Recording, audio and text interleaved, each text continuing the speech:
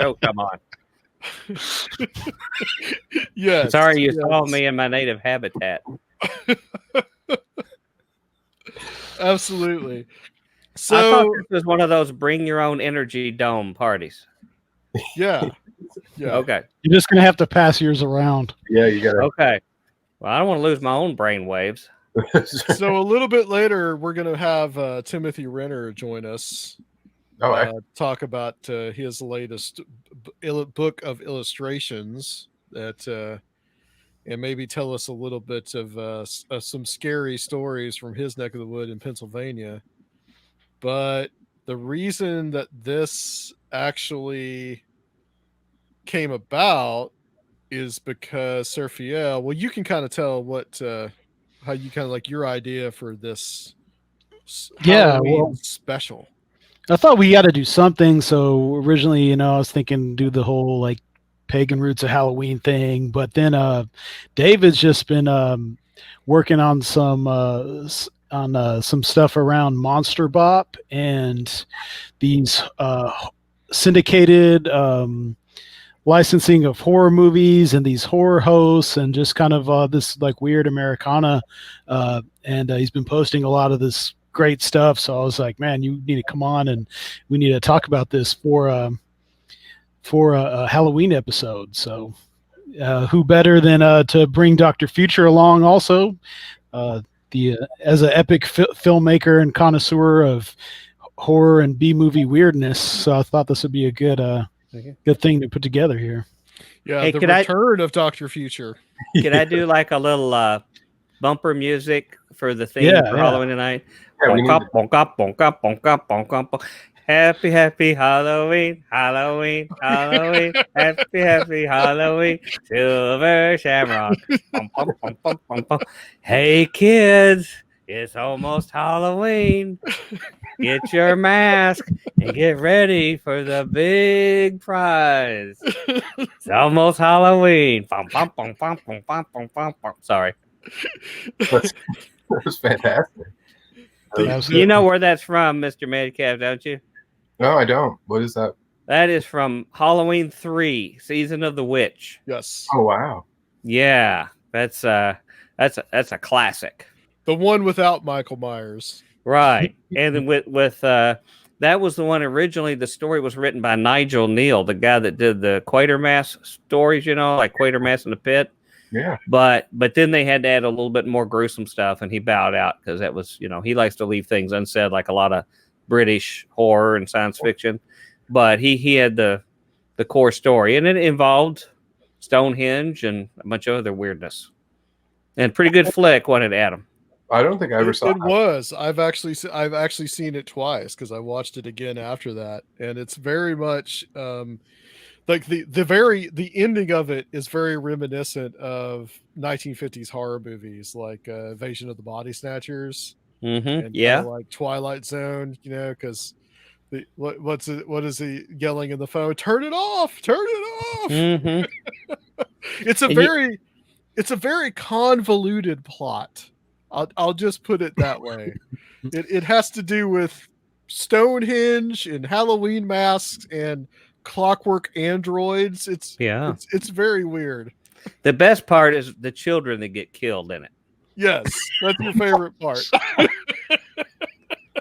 It makes it a good flick. The innocent children that died on the behalf. The guy who was the main bad guy in that was also the same Irish actor.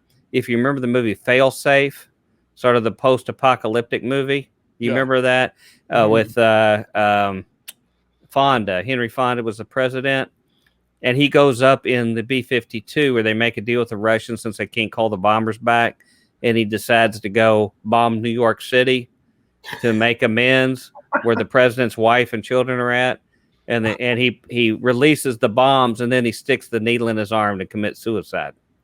Wow, that's another cheery movie. Yeah, that was the same guy, same actor. Yeah, that said actually, "Happy Halloween." It actually came out the same year as Dr. Strangelove. Right. And strangely enough, Dr. Strangelove was actually kind of based, like they were based on the same novel, but Dr. Strangelove was a satirical adaptation of the novel. Right. And a number of years ago, Failsafe was reproduced live, and the actor all the ladies like, what's his name? George Clooney. Clooney, yeah, he was the main guy in that. So yeah, sorry, I didn't mean to distract, but No. they said That was unmistakable bunka bunka bunka bunka bunka. Yeah, it's really it's a cool idea about TV taking over people, sort of like what's happened in the last 4 years or so. Yeah, that's exactly what. Only then it was just children. Yeah, that's what led me down this road. Was I was trying to figure out like why in 1958 is there suddenly a bunch of doo-wop and like early rock and roll stuff about the Universal horror movies? Like, where did that come from? So last year I got obsessed with this music, and I was just listening to like tons of late 50s, early 60s like horror themed stuff. And in this year, I actually kind of, the question just really sunk in of where did this come from? Like, why in 1958, out of nowhere, do you suddenly have these songs? And it turns out it was because of a syndicated package called Shock Theater, which it syndicated 52 of the early pre-1948 Universal horror movies to television stations across the U.S., and it created this massive wave of horror hosts and late night horror movies that hadn't really existed up to that point. They had been running some B movies in that like late night, but it wasn't as focused, and it wasn't the classic. They didn't have the rights to syndicate the classic like Universal horror stuff. And so the second that hit, the ratings went insane, and all of America got washed in this craze of like horror movies. And then the music reflected that. So the music came out to kind of capitalize on that. And then there's the market, you had this massive wave of Halloween masks. And I was thinking about it in terms too, this idea of the pagan roots of Halloween, or, like the ancient roots of Halloween. But the Halloween that we know is not really that at all. You know what I mean? Like we can look back on that stuff, and it's kind of interesting to see like, oh, this is why, in the 1800s jack-o'-lanterns existed and stuff, but that's not how we experience it. What we experience is actually this version that's been created by these product markets and by this music, like the Monster Mash and that came out simply because of Shock Theater. Like if it hadn't been for Shock Theater being syndicated, we wouldn't have had Halloween as we know it. By Bobby Boris Pickett. Yeah. And it's really interesting because that stuff in terms of like again, you were talking about the idea of like television, like kind of washing over people's brains, and we have this like wave of conspiracy and kind of odd mediated thought that's happening. But back in that time period, so in the late 50s and through the 60s, the way that the royalties work in that, I always wondered, like, did Monster Mash kill, Bobby Pickett's career, or what was it? And I kind of had assumed that like he just got pigeonholed and that was it. Yeah. But actually what happened was it sold so well, and he didn't need to do anything else other than Monster Mash for the rest of his career. Right. I found on the Shock Theater research that in the LA market, their Shock Theater like late night show, which was called Shock Theater.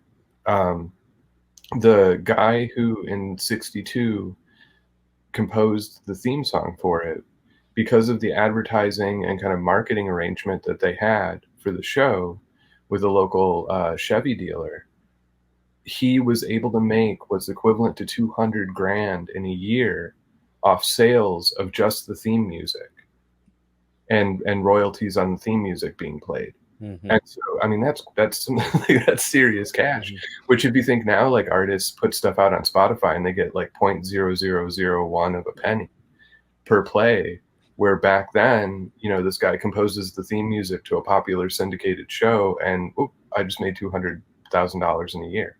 And Bobby Pickett sold I think 1 million copies in the first like iteration of the Monster Mash.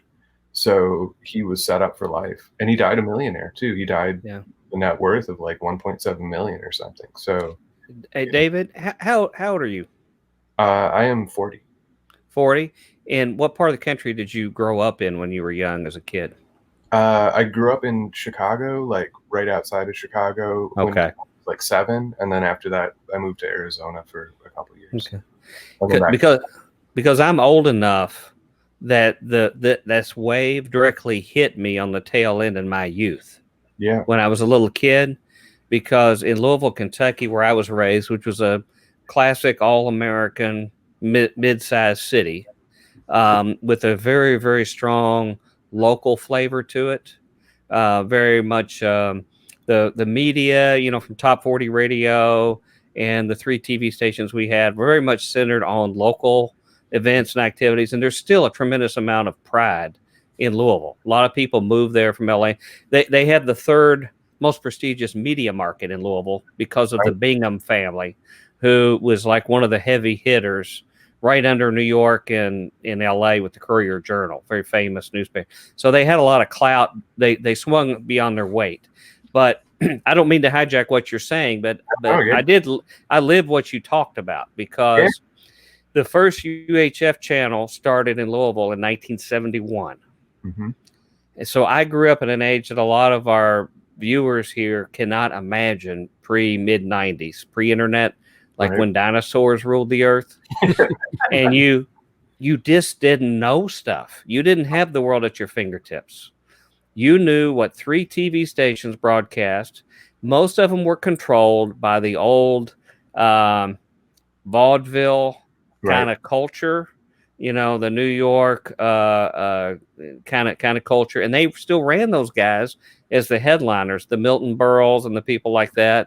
The variety shows, the Borscht Belt stuff that really dominated our culture. So basically, we were beggars, and you beggars don't choose. And so you had 3 TV stations that were largely us in flyover country couldn't relate to.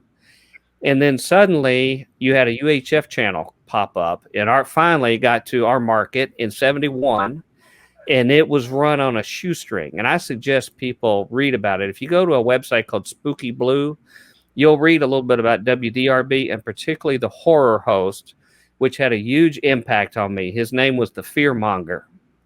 And he ran a show called Fright Night. Yeah. And what was unique about Fright Night was it came on prime time Saturday night. Right. Since they had no money, they didn't try to counter program with the same stuff as the big networks. They would run something different. So when I was a kid, I was 6 years old in 1970.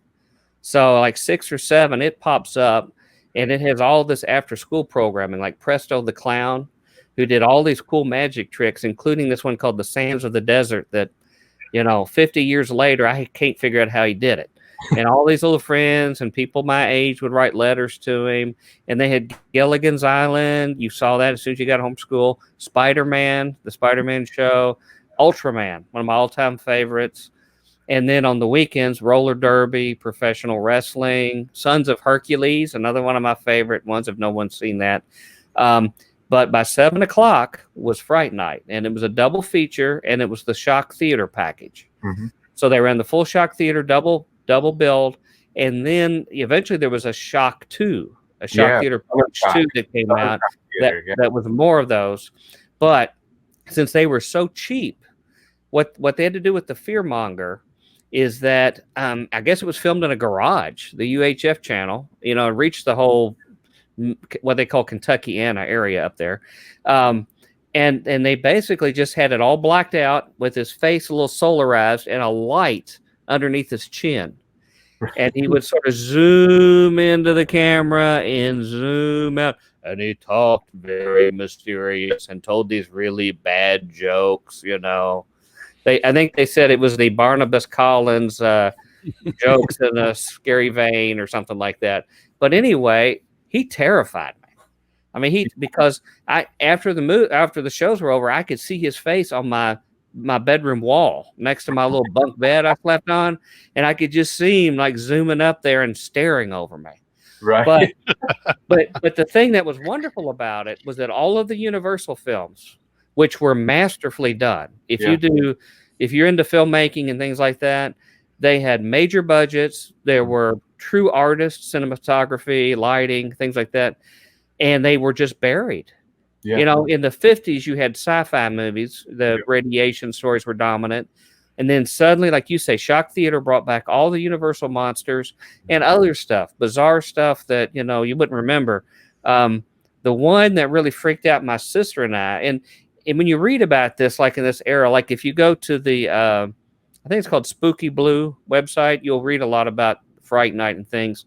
They'll talk about all the people in our little quaint neighborhoods in Louisville getting a bowl of popcorn, you know, where you had to cook it on the stove in a skillet, you know, with some lard or something like my aunt used to make. And you would just sit there with the popcorn with all the lights out and just crawl under the covers, you know, just trying to watch it. Maybe hope you had a dog to hang on to. And you would watch The Mummy, or you watch, but The Tingler was the one that always freaked out my sister and I. And it just the thought of something like grabbing onto your back and, you know, this thing sneaking up your shirt, you know, and killing you, that would really creep her out, you know. And so there's several of those movies today that still like the original Fly. The original Fly movie is one that I don't think gets enough credit for how it can get in your head. Both the pathos of it, what you don't see, you know, what is delayed until you see exposed. And then, of course, the money shot at the end of the movie, you know, in the spider web. Yep. I mean, that's the stuff of nightmares, if you had to say. Help me. So, I don't want to take over your process, but when you talk about this is near and dear to my heart. And it wasn't later. And in fact, there's only one still image of the fearmonger anywhere. Yeah, that's the thing. Everything else has disappeared because they didn't keep anything. Right. All of this is lost. And that was something that really struck me as I was looking, you know, into this, is that because of the way that they filmed this, it was live TV. They weren't even, you know, they weren't considering archiving or anything like that. This wasn't, we're making history and we're going to archive it. And this was just, this is how we're presenting this syndicated package, and we have these hosts and they do it, and that's it, and it disappears. And so much of this, it's written about, people have memories of it, but there's no actual, you know, recording of it or anything until you get into like the mid 70s, late 70s and 80s, when stuff was a little bit better preserved because it was shot on something you could store. But you know, before that, you don't really have any footage. Like Vampira, who kind of started the whole horror host concept in before the Shock Theater package even existed.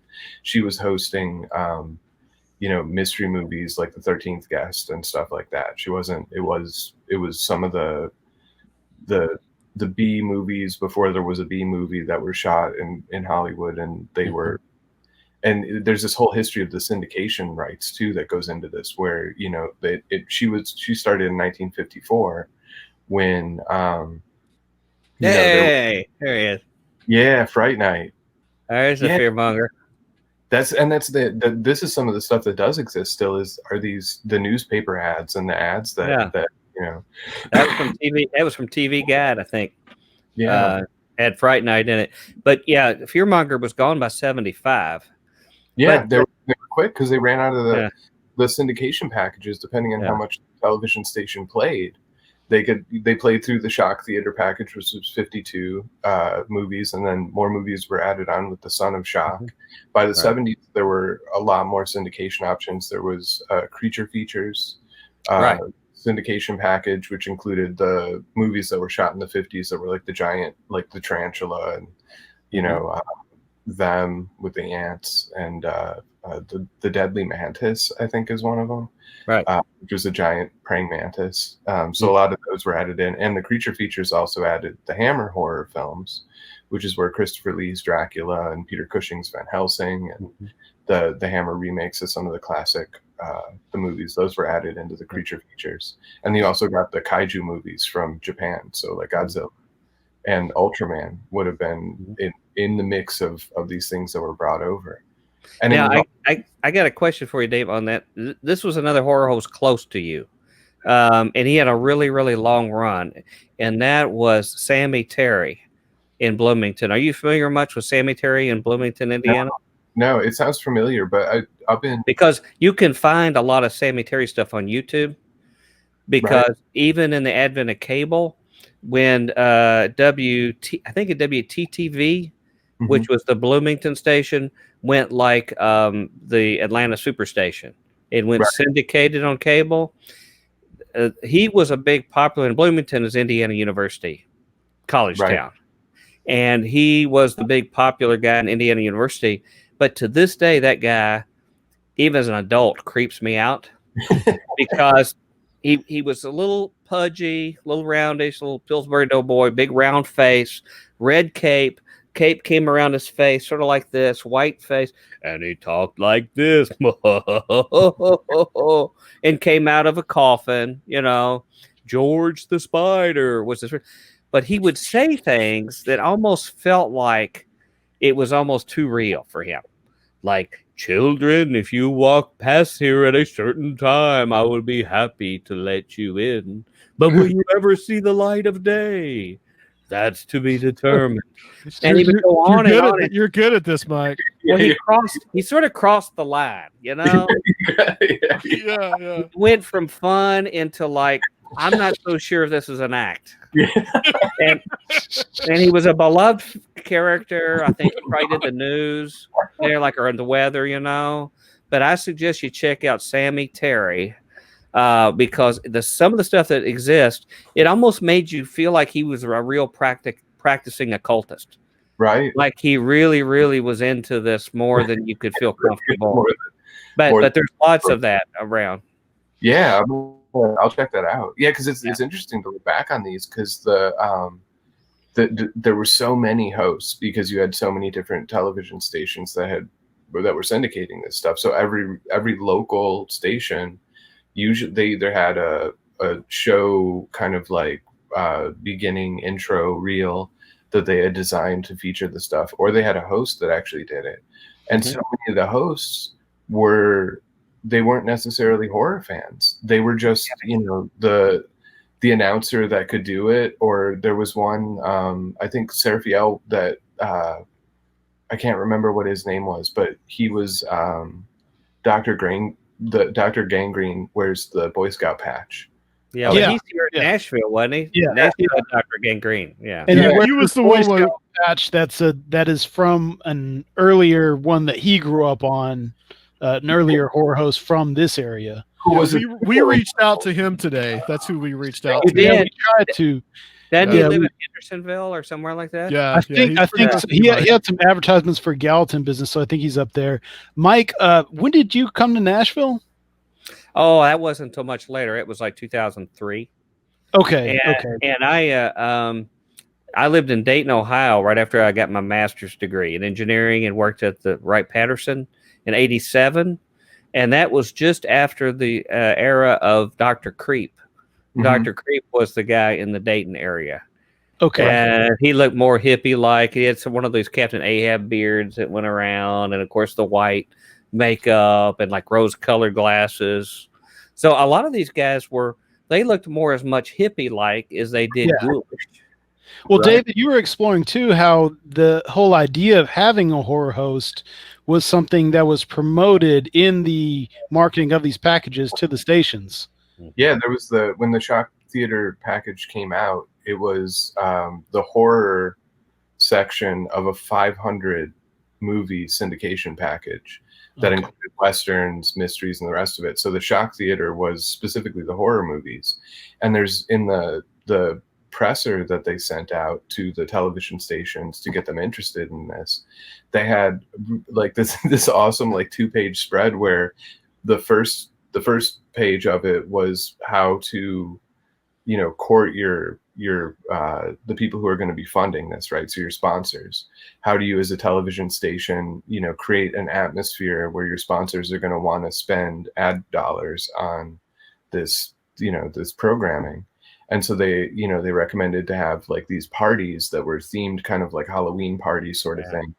And it was all, what's interesting is I looked at it more, it was all drawing on what the studios had been doing to promote their movies at the time. And in the 50s and that, like you mentioned the Tingler, right? Like the Tingler was one of the ones where they had vibrating seats. Right. they installed little vibrating seats in the movie theater when they would show the movie, so that at the the scary moments the seats would vibrate. So there were all these different things that the studios had done to promote these movies. A lot of times when the horror movies would premiere, they would decorate the lobby of the theater with, kind of turn it into like a haunted house as a promotion for the movie. And there were all these different kind of promotional gags that they were doing. And so the Shock Theater Presser recommends that television stations host this kind of like Halloween themed event for their sponsors to come, and offered different kind of ideas for how to do that. And then the other page of this 2-page spread was how to cultivate an audience. And so they recommended that the studios, bring Dracula to your town and have Dracula ride around and, do these different stunts and stuff. But what that turned into was these hosts that would host the shows and, kind of give this local flair and this local flavor to the syndicated package and be able to do it. And the Vampiro, being the first like horror host, had come in because they couldn't figure out how to sell these crappy movies. So the Shock Theater package was good because, as Mike pointed out, these were actually amazing films. These were, the Universal horror movies are actually, they're like expressionist, right, cinematic, kind of visions. But the stuff they had been showing on the late night shows were time filler. And it was the crap that like they could license cheaply because it wasn't, it wasn't expensive to make. It didn't really make much money at the box office. And so they could license this stuff cheap. Or prior to 1957, it was also foreign movies. So there was this weird mix of like Mario Bava, who is he's an Italian horror director, and Giallo, which are kind of like murder stories. But Bava made one of the greatest movies ever made. Was it Black Sabbath? Yeah. Oh, yeah. Well, with Barbara Steele. Yeah, and that's the interesting thing. So amongst like the bad American movies that they were showing, it was easy to get rights to the Italian stuff and to some of the British stuff. So they were showing like art films from overseas next to movies that were, not so arty from the US. And then in 1957, you got where the US started to syndicate the actual kind of more maturely developed film products that they had done. Younger people can't understand. In those eras, your world was mostly your neighborhood. Yeah. I mean, you were very limited information on TV you got. And so, for example, like music, if people are a music collector like I am, you had to go to the local Holiday Inn when the record collector convention came, and you would flip through milk crates to try to find something. And all you knew about the band was the liner notes on the back. Yeah. It was all mystery. Yeah. And sometimes I nostalgically pine to go back to that era when you had real discovery. Yeah. I know it would be claustrophobic now because I have friends and we'll watch movies and the movie just starts and they're already on their phone looking up Wikipedia to learn everything about the movie as it's just started. And everything is at the fingertips of everybody. And on one way that's great, and the other way the magic is gone. He's talking about me. No, I'm not talking about you. But the thing was, I was one of those insomniacs that stayed up because when I was like 5-6 years old, I'd watch the Tonight Show till 1 o'clock. And so I learned that culture of Hollywood from watching the Tonight Show and the Tomorrow Show or SCTV at 12:30 at night. Yeah, which Count Floyd. Remember Count Floyd? Yeah. They take off on the yeah, and don't forget Dr. Tongue's 3D House of Stewardesses. Right.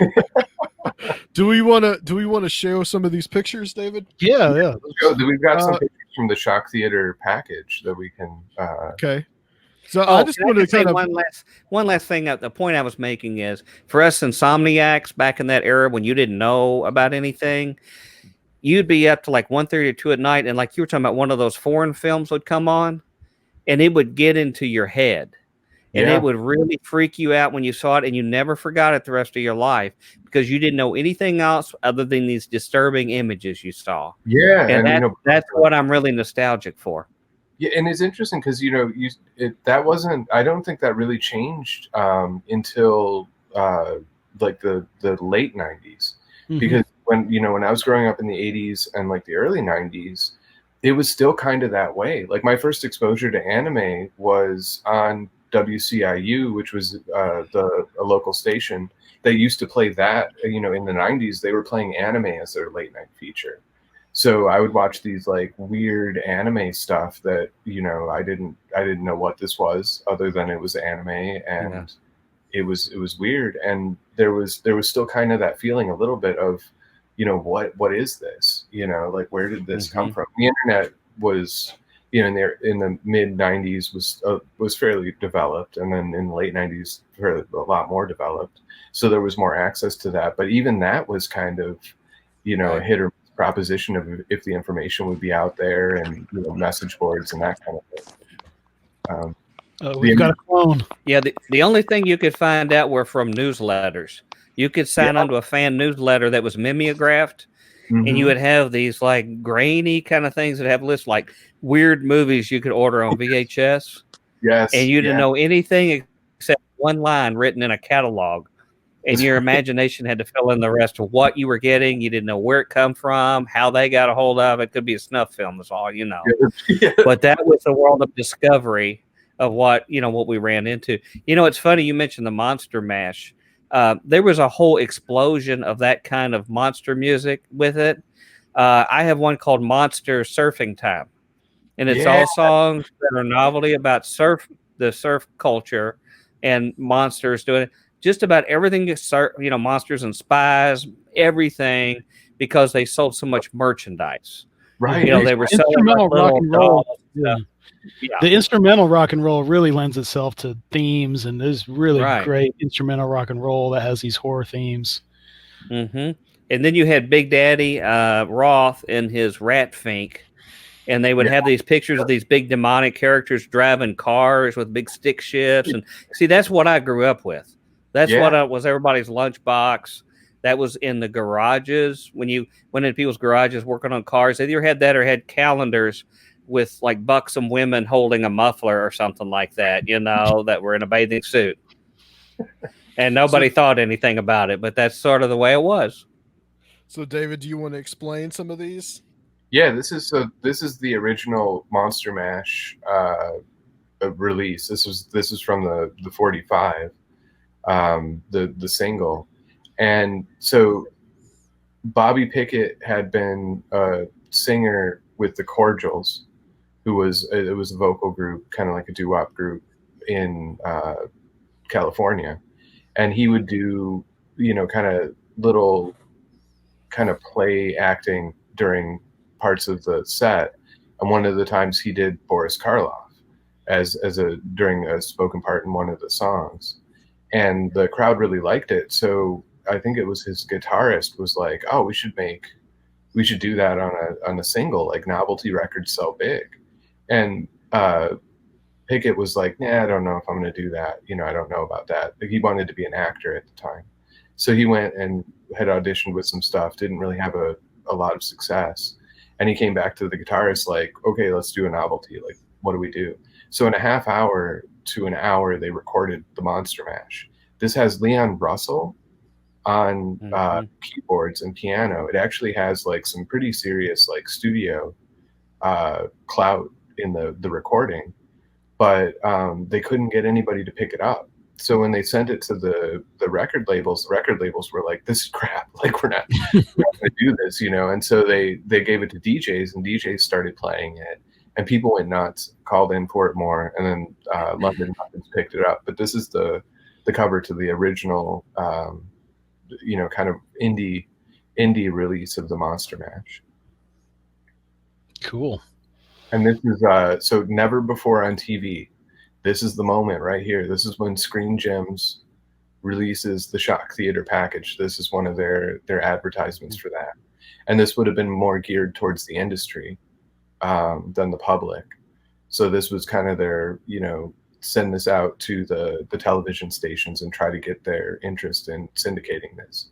And up to this point, this is in 57, horror movies had in theaters been seeing a revival because they were cheaper to make than Westerns, and they were a huge hit at the drive-through theaters. And they were actually in some markets they were keeping theaters open. So the any kind of fall off in audience participation and interest had been revived by horror movies by 1957. So it kind of was a perfect time to release this to the television studios. And this is how good a time it was. So this is the LA KTLA promotion for just what they were seeing in terms of their audience reaction to the Shock Theater premiere. So the ratings went up 339%, which is insane. If you were a studio executive and you saw that increase, this is like, put all chips in, like we're betting the whole house on this one. Like, this is great. And the audience share of the market took them to number 2 by like a quarter of a point. They missed number 1. So it was this literally shot them through the roof on ratings. And the show that launched this was Nightmare Theater, hosted by an old Hollywood character actor, who we'll see in a second here. And Nightmare Theater, because it's Hollywood, they were closer to the actual studio Screen Gems and all that was releasing the package, so they didn't want to be lumped in with the other folks who just called it Shock Theater. So they had Nightmare Theater, and that only ran for a year before it was replaced with other stuff, and then became Shock Theater in 1962. But I mean, these numbers are crazy. So this is the kind of driver is the public interest in this stuff.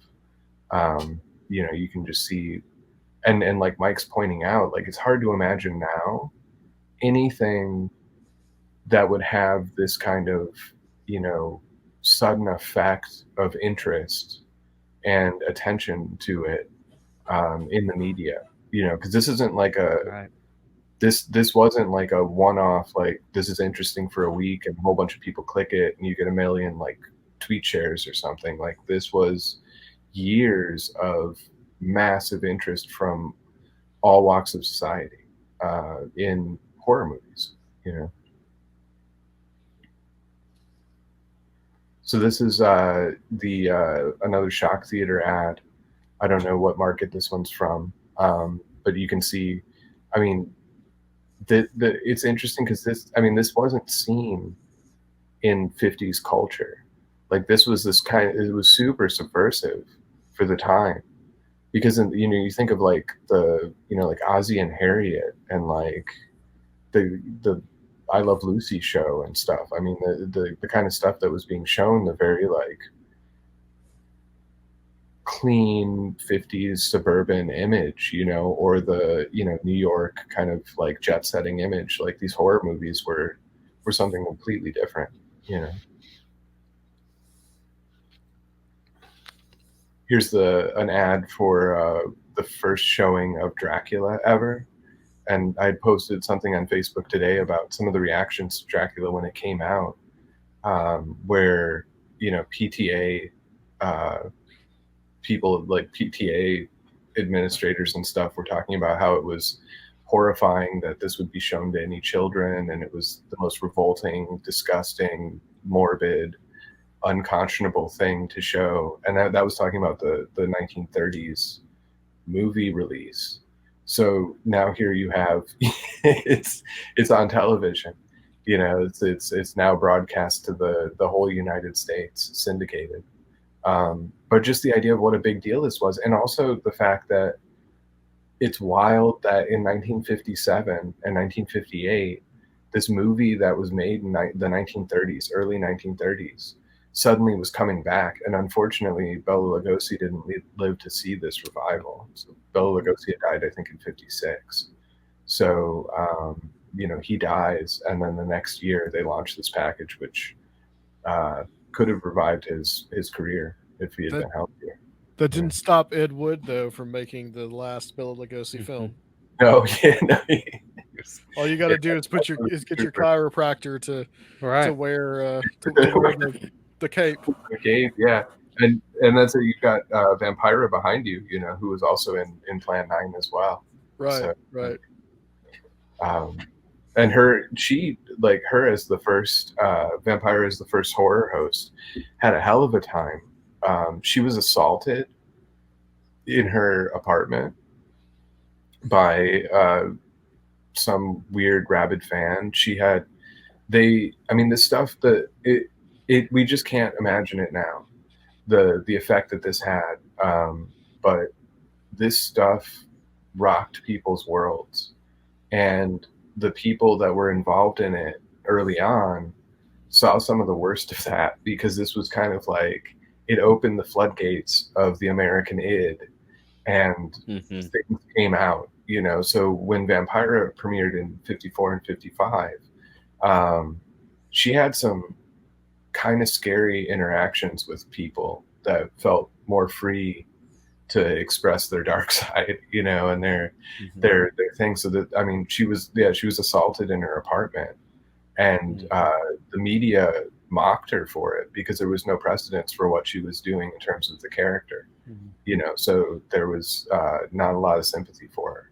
So this was when you only have like 3 or 4 channels, and you don't have cable, and you don't have video games, you don't have other things to do, particularly when it's dark and kids have to come in after playing ball outside, it's a commonly shared experience. Yeah. So you've got a major segment of the entire nation, because there's just literally nothing else to do, that all experiences it. And this is what we talked about at school the next day.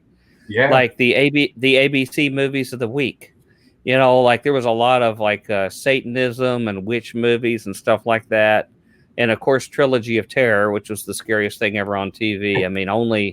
Only maybe Salem's Lot would be up there, on regular TV, made for TV. But everybody talked about it because everybody saw it. Yeah.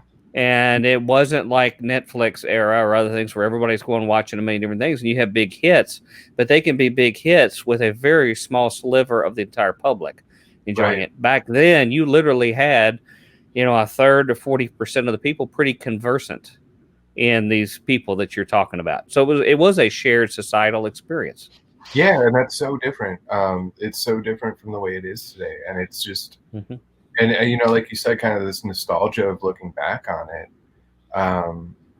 because it was the shared, almost ritual of like going home. And there's funny stories from 1957 and 58 about the people you wouldn't suspect were fans of the shock theater stuff, like society matrons who wouldn't go to their pinochle game at that if it was scheduled for that day because they were going to be watching shock theater, so it's like this kind of this awakening of the American public to this stuff, and giving a second life to Lon Chaney, who was still alive, and Boris Karloff, who was still alive, and Vincent Price, and that were kind of revived by this this focus. This is a Chiller Theater from New York still of the intro, and Chiller Theater was one of the ones that didn't have a host, so they had this famous claymation intro, and again, kind of the industry side of this. The claymation intro was made by Rankin and Bass guy. Rankin and Bass were they did a lot of the kind of early cartoons that people were, well, not early, I guess, 60s. Rudolph the Red-Nosed Reindeer. Yeah, exactly. The Rudolph the Red-Nosed Reindeer that everybody watches. Exactly. Yeah. And so one of their people did that. This is the LA. Their first shock theater package was presented by Nightmare Theater, hosted by Otala Nesmith, who was a character actor who had actually been in some of the Universal horror movies. Here as a host, she played the old woman, who was kind of a takeoff on sort of what's that famous movie with I'm Ready for My Close-Up? Oh, Sunset Boulevard? Yeah, Sunset Boulevard. She played kind of a character that was based on the fading actress.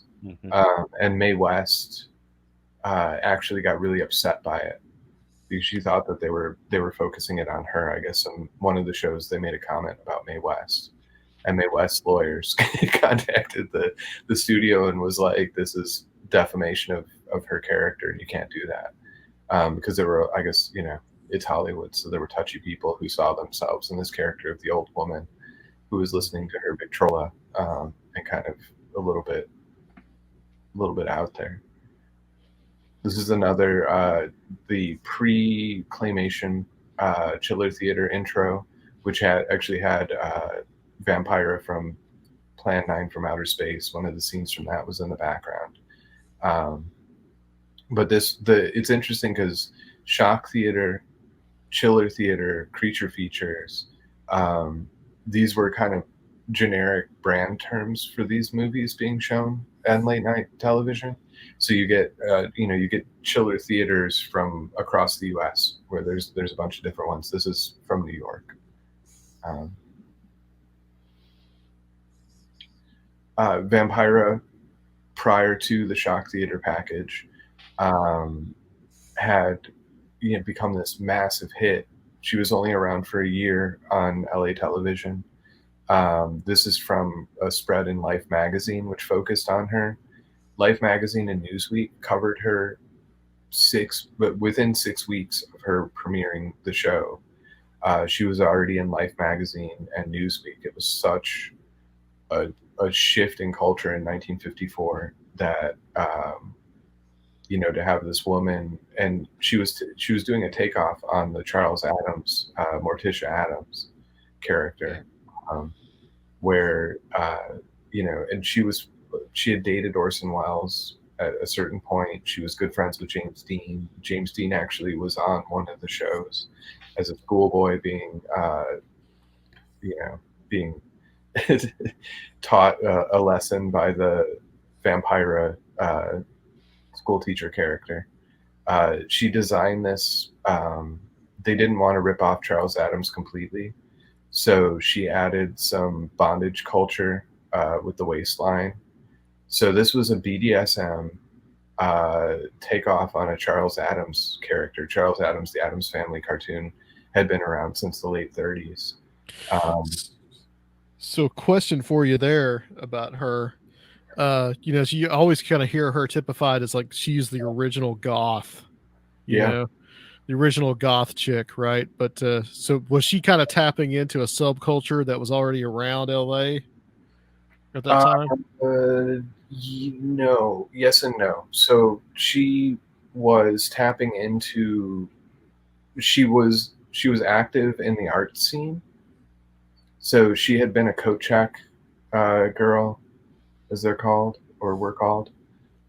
She had been a pinup model, and she painted ties. So there was this thing in the 50s because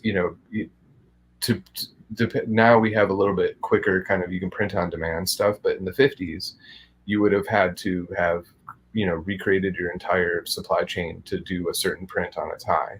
So there was this thing about painted ties. So she actually had done painted ties, kind of designer ties in that. She was at the time married to a Hollywood scriptwriter.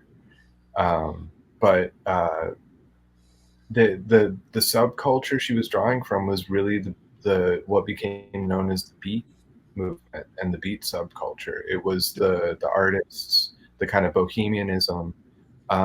There's precursors in the fin de siècle French writings and European writings, Oscar Wilde, Edgar Allan Poe. So these late 19th century writers, that were, and 17th century writers and stuff that were, or I'm sorry, 18th century. But this idea of the Gothic tale and that kind of thing. So there were precursors in the art world. There weren't necessarily precursors in the public consciousness, but that's where television comes in. So the fact that she was on TV made this kind of this whoa. So people who weren't on the art scene, like Mike's describing, you're sitting there with your family at home, and all is these 3 channels and some stuff from the newspapers and maybe whatever book you've got and that. And then suddenly here's this woman comes out and she's demonstrating, her waistline is corsetry that she literally took from a bondage magazine.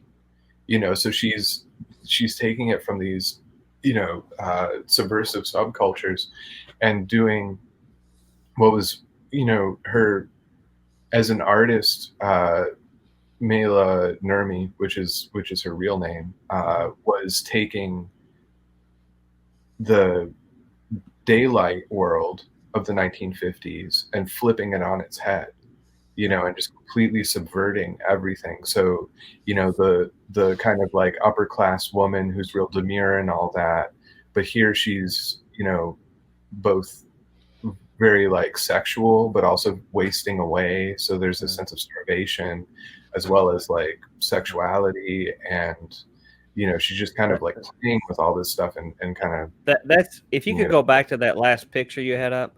I think what it told me is sort of what you're getting to, David. There's an erotic stuff of nightmares. Yeah. Particularly the middle and the picture to the left. In those two, you look at it, and that's why black and white, in my view, is so much more powerful, because horror is at its most powerful is when it taps into primal nightmares. Yeah. And it doesn't have to be logical. It doesn't have to be super pragmatic or relatable. It's something that hits your deeper recesses, like your irrational dreams. And that, with the smoke and everything that they masterfully put around her, that is more of almost like an id. Some image comes out of your deep bowels that comes out. And I think that's why it touches a nerve when you see that. I think probably there's a little bit of Betty Page when you mentioned pinup in there. Yep. And also that era of Southern California, then you had somebody like Marjorie Cameron running around too. The Scarlet Whore. And so in their art scene, I think she blazed a trail a little bit too with this kind of image. It may have came a little bit later in the 60s more. Yeah. But there was some of that was already going around. Yeah. I mean, the continuing cultural impact of that type of imagery, like Adam was saying, like with how many Gothic teenagers have basically, based their look off of this throughout the entire world. Which is amazing too, because there's supremely limited footage from the Vampiro show, and I mean, the people actually had to like dig and like really do a lot of like deep kind of archival digging and work to get even that little that's available. Mm-hmm. There's no complete shows that are still existent. There's no, it's this moment that's been completely lost. And so for her to have such a huge impact, but the reason that she did though was because in 1954 there was nothing like this. Like there was no hope. I was trying to figure out nothing. These kind of media things don't just sort of appear out of the air. So there's got to be some sort of thing. But what they'd had up to this point is you had the radio theater stuff where you had like suspense theater, which had a lot of different Hollywood stars. Lights Out had a big one like that. But the other touch in here from Southern California is what was called exotica. Yeah. And in this time in Southern California, another guy that was very popular was Corla Pandit.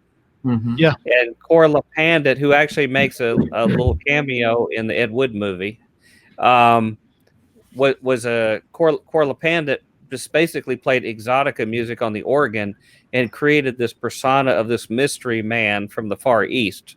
Wore a turban, never spoke on camera, and was on Los Angeles television for hours a day for over a decade.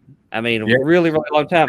And everybody thought he was some sultan or somebody from the Far East, and he played on that, never speaking or attending. And in his obituary, we find out he was just an average African American man, and only he and his wife knew he'd put on this fake persona to get on TV. But when you look at the ladies, the belly dancers that danced, and the smoke that came in, that actually was just a little milder form of what you were just showing with Vampira. Right. Yeah, was sort of the stage was set there. And now Corla is actually Greg Bishop's Radio Mysterioso mascot. Yeah, it's like his spirit animal. Yeah. Sweet. Hello, Tim. How's it going? Good. We're having a discussion about old-time horror hosts. And I think you can be instrumental in the discussion.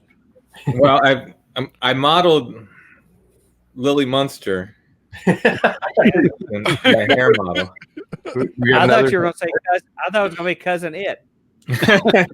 So let's get through the rest. Let's get through the rest of these slides. I'm going to go ahead and add that back to the stream. Yeah, and let's rock into Tim's, because Tim, your illustration book is incredible. Oh, thank you. Those illustrations are, they've become the way I see the kind of cryptozoology topics. The apparitional Bigfoot is in my mind, it is your work, is the thing that kind of defines that. So, oh, thank you so much. So the slides, these are this one is the cover of the Shock Presser. So this would have been sent to studios, television studios across the United States, to kind of promote and get their interest in it. And this is what we were talking about earlier, that had the recommendations for studios to court sponsors and to court their audience for this stuff. So as you can see, if you go back to that, actually, it's interesting, because a movie that nobody really thinks about with the Universal stuff is The Ape, which is, you can see that that's one of the ones that they thought was a good feature. I think it has, I believe Bela Lugosi's in that one. Yes, you're right. Yeah. Mm-hmm. So here's the intro to the Shock thing, and it's interesting because, again, so this is 1957, and Shock brings your television audience what they have never had before. So, I mean, this moment in 1957, when this syndication package went out, was a completely new way to think about television. It was a completely new way. They'd been, with the Corla Pandit thing that Mike had pointed out, where you had Corla staring into a camera for hours, like playing this exotica piano and organ and stuff. The reason it went on for hours was because what are you going to put on television? It was this new medium that they were still trying to figure out, and everything costs money. So anything that you did, like, are you going to pay writers? Are you going to pay the whole team to go and film stuff? Are you going to pay an announcer? Like, where's your money going to be spent? So it was much cheaper just to have Corla sit there and stare at a camera and play piano and have some smoke and some atmosphere and stuff than it was to actually produce a show. And so, you had this thing coming out, which was another option, where now you had access to pre-1948 Universal horror movies to fill those time spots and to fill that air with a lot cheaper option than actually producing stuff, Mm-hmm. Well, one of the other things that why they did this out of urgency was the competition of the drive-ins. Mm-hmm. This was the golden age of the drive-ins, and you typically didn't see the high-quality Universal and other things like that. You might see a Columbia sci-fi movie on there, but mostly not the high-end stuff at a drive-in. And so you had B movies that were being cheaply done, and they were taking up a lot of the money of the youth. Right. And so TV was one of the places, because the main cinema areas where these movies would have been originally shown and would be shown again were losing audience to the young people going to drive-ins. And so TV was sort of a salvation for the studios to recycle money that they were losing in the theaters. Right. With these kind of films. So that was their competition. That's why they said the TV audience has never seen this. There were certain people, for various reasons, either couldn't afford to go to a drive-in or had other reasons not to, with families. And so they were an untapped audience for this kind of material at that time. Right. Yeah, that's exactly right. And this is as you pointed out, the drive-thrus and that, or the drive-in movie theaters were pulling this audience away. And so that was kind of their market testing for this as well, because they were seeing, this uptick in the 50s of people going to these horror movies, and it was drawing in revenue there, and they had all these assets from the early studio years where they were just sitting there, and what do you do with that? How do you monetize that? So Shock Theater became to bring that back and enter that in and recapture that market. This is the thing we were talking about earlier about how this presser presented ways in which you could kind of draw your sponsors. And so they had these tips, and it's amazing because if you look at these tips, it's like they're teaching viral marketing in this, different ways to kind of do these sort of performance stunts that bring folks in and set stuff up. And there's at the end of it, it tells you to mail the sponsors who showed up to your party smelling salts as this kind of like kitschy, like in case you can't handle the thrill of this, here's something to wake you up. But it's fascinating because this, again, goes into the horror hosts, which come out 57, 58, and then through the 60s and 70s, start to take that idea and bring it into the stuff. You have these promotional records that they put out. You can still find singles from various horror hosts where they did, one-off kind of like songs related to their shows, and it's all sort of drawing on this idea that's presented in the initial presser.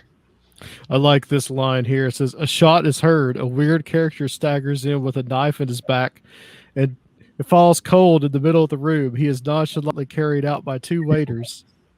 Yeah, and that's what they would recommend. So you're at a party, right? And like they're recommending this like fourth wall breaking kind of like performance art thing to happen in the party to make your sponsors excited for, shelling out cash to the Shock Theater, when really the thing that's going to excite them is like, hey, our audience share went up and your advertising is really going to be good and you're going to make a lot of money, but it sounded like a normal Strange Realities conference to me. Yeah, right. Yes. This is Zachary, who was Philadelphia and New York area host, who is, again, as we were talking about earlier, he did not have any interest in sci-fi or horror prior to becoming this character and this horror host. He was a broadcast guy. He was a TV guy. He got pulled into the gig and he went full sail with it and became one of the longest running horror hosts. But again, not a guy that was necessarily interested in horror prior to doing this stuff, which makes it almost more interesting because he was coming at it from a production and kind of acting angle and how to play that up, and created this character that became a lasting character.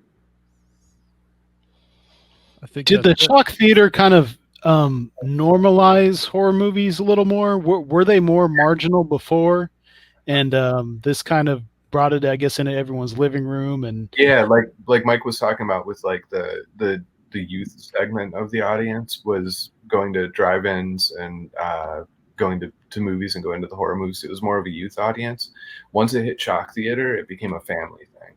Okay. And it became a thing where, people who wouldn't necessarily go to a movie to watch this were watching it on their television at night. And like Mike said, when you've got limited options, you're flipping through the 3 channels, and this is on. So you're either going to listen to the radio, turn everything off and go to bed, or, read a book, or you're going to be watching a horror movie, You had slumber parties, would get together and watch it.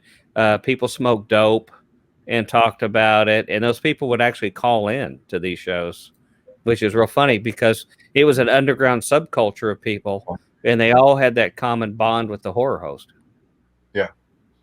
Yeah, and it was huge, and these became like at the the county fair, depending on if you had a county fair in the area, like the horror host would be there. At the local malls, the horror host would go. It's this massive thing, and we don't have that anymore. It's just not something that exists anymore. But well, I was just going to say I want to touch on Monster Bop a little bit here, because you said that the shock cinema is really where Monster Bop got its start, and it of course took on a life of its own and kind of continued. Yeah. We don't really see it anymore too. So also, when did it really stop? It seems like disco had a lot of theme songs. Even there's disco horror. Yeah. There's actually Hot Blood, which is a purely horror oriented disco band, which they're awesome. It's great. Ridiculous horror disco kind of stuff. There was horror reggae, which is amazing because this theater package was it was international. So in the early ska and kind of like roots reggae stuff that was coming out in the Caribbean diaspora in the UK, these guys were familiar with the music, and it comes out. This kind of the infiltration of these sort of movies into popular music, you find it in Wu-Tang, right? Like Wu-Tang derives from the availability of Japanese and kung fu movies, Chinese productions in urban areas because of this kind of syndication package. But yeah, the Monster Bop like stuff dies out about 64. It kind of drifts maybe into 68, but you have it in the psychedelic movement. You start to have like Screaming Lord Sutch, who's a British right guy who did a lot of horror kind of theme stuff. And yeah, my whole investigation of this was why is it that these songs only talk about Dracula, Frankenstein, and the kind of universal monsters in that? So it really was, shock theater really was this driver for this, this music. Something about Ghoulardi that you mentioned earlier. A lot of people may not know that his son was the director, Paul Thomas Anderson. The famous director that did like The Master, and is considered one of our top directors today. Yeah. He's a literal son of Ghoulardi. There Will Be Blood was another one of his. Boogie right, Nights, right. And then Ghoulardi, actually, I think his name was Ernie Anderson, and he was the voice of ABC. So the golden age of the ABC movie of the week and everything. He's that voice that you hear that a lot of us just grew up with. Was also the guy who was Ghoulardi in Cleveland before that. Yeah, because they just pulled these guys. I mean, it was we have a syndicated package. Pull the staff announcer in to put on a cape or do whatever, put on a lab coat and create this kind of show to host this stuff. And yeah, the horror bop stuff, same kind of deal where the stations were pulling in their staff to put on a costume and do the horror hosting. And because there was this market for horror music, the pop music at the time, the producers were like, hey, it's Halloween's coming up, record a song and do it on this theme, and so you would have these doo-wop groups and that would do one song that was Frankenstein or Dracula related, Just really interesting. Totally marketing. Mike, is there do you have fond memories of Monster Bop songs at all? Are there any particular favorites? I'm not even familiar with the term. I'm so old. But I mentioned, when I grew up in an era where like these horror novelty albums like Monster Surfing Time and things like that were just ubiquitous. I mean, there was always this comedy thing wrapped around it. Although I was growing up at the tender age when things started getting pretty dark. Like at the drive-ins and things where like the British started really doing more Satanism kind of stuff. It started going from the scary part being motorcycle gangs to now you have Satanists and witches, and then it became mainstream, but really on ABC. The ABC movie of the week would have like Satan's School for Girls and a whole bunch of other movies like that.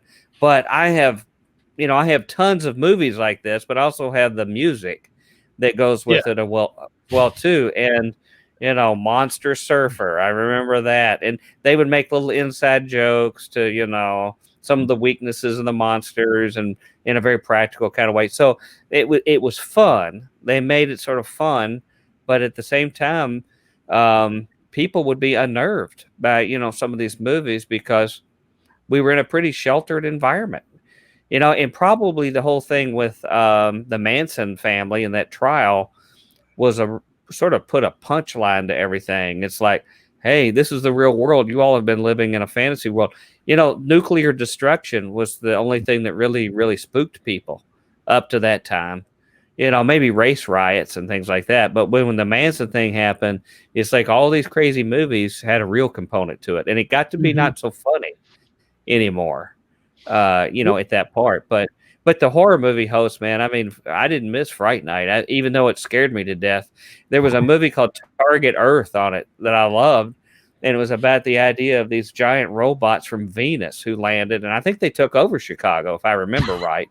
And they basically look like, like these vents that you would have off of, some kind of ductwork on your vacuum cleaner walking around. But, it was enough to freak me out. And they got a good eye beam on you. I mean, you were toast. Which one was the one where they was it the Killer Shrews where they just dress dogs up? That's another one I never forgot too, because they could chew through brick. Yeah. And the people were stuck in the house and they started chewing through the brick. And, what was that guy's name? Not Cooter, Roscoe P. Coltrane, James Best. He was, I think, the lead in that. And then the guy that played Festus in Gunsmoke was the bad guy in it. But that was sort of a spooky movie. I mean, people had to, but the funny thing is that movie was gone for 30, 40 years. And I never forgot these people waddling out and turned over, metal tubs and waddling out of this place while these dogs are trying to bite through it for them to get to the ocean. And, that stuck with you as a kid. And then suddenly you see the real movie as an adult. And it's like, wow, it's just exactly like I remembered it, But it did sure seem a lot more disturbing, back then. It was a kinder trauma. It was a kinder, which is a place I recommend. I don't know, Dave, if you've ever been to kindertrauma.com. No. It's a wonderful website. I have no affiliation with it, but I do go there frequently because it's so well written. And it has this real creepy looking clown on the front. And it says your happy childhood ends here.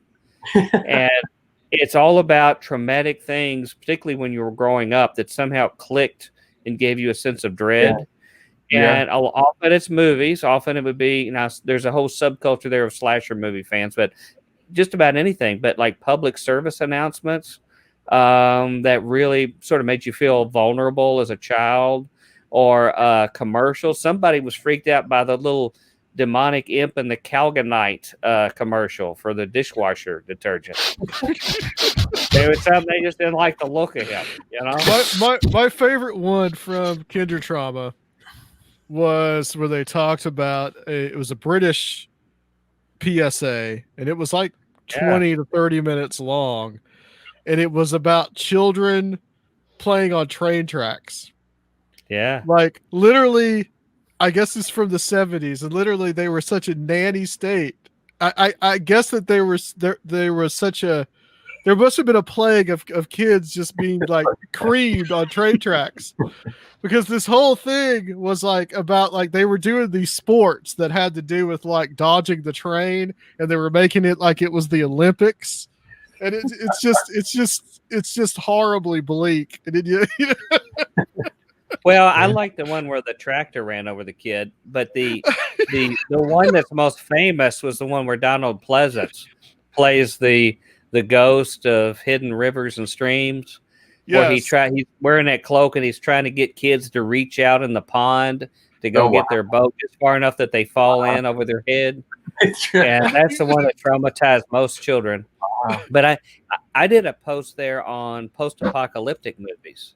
And there was a little video that was shown on the Ed Sullivan Show that I found out from my boss at the Air Force Base, who was a really cool guy, and he was a kid at the time. Was that the guy who was in the aviary?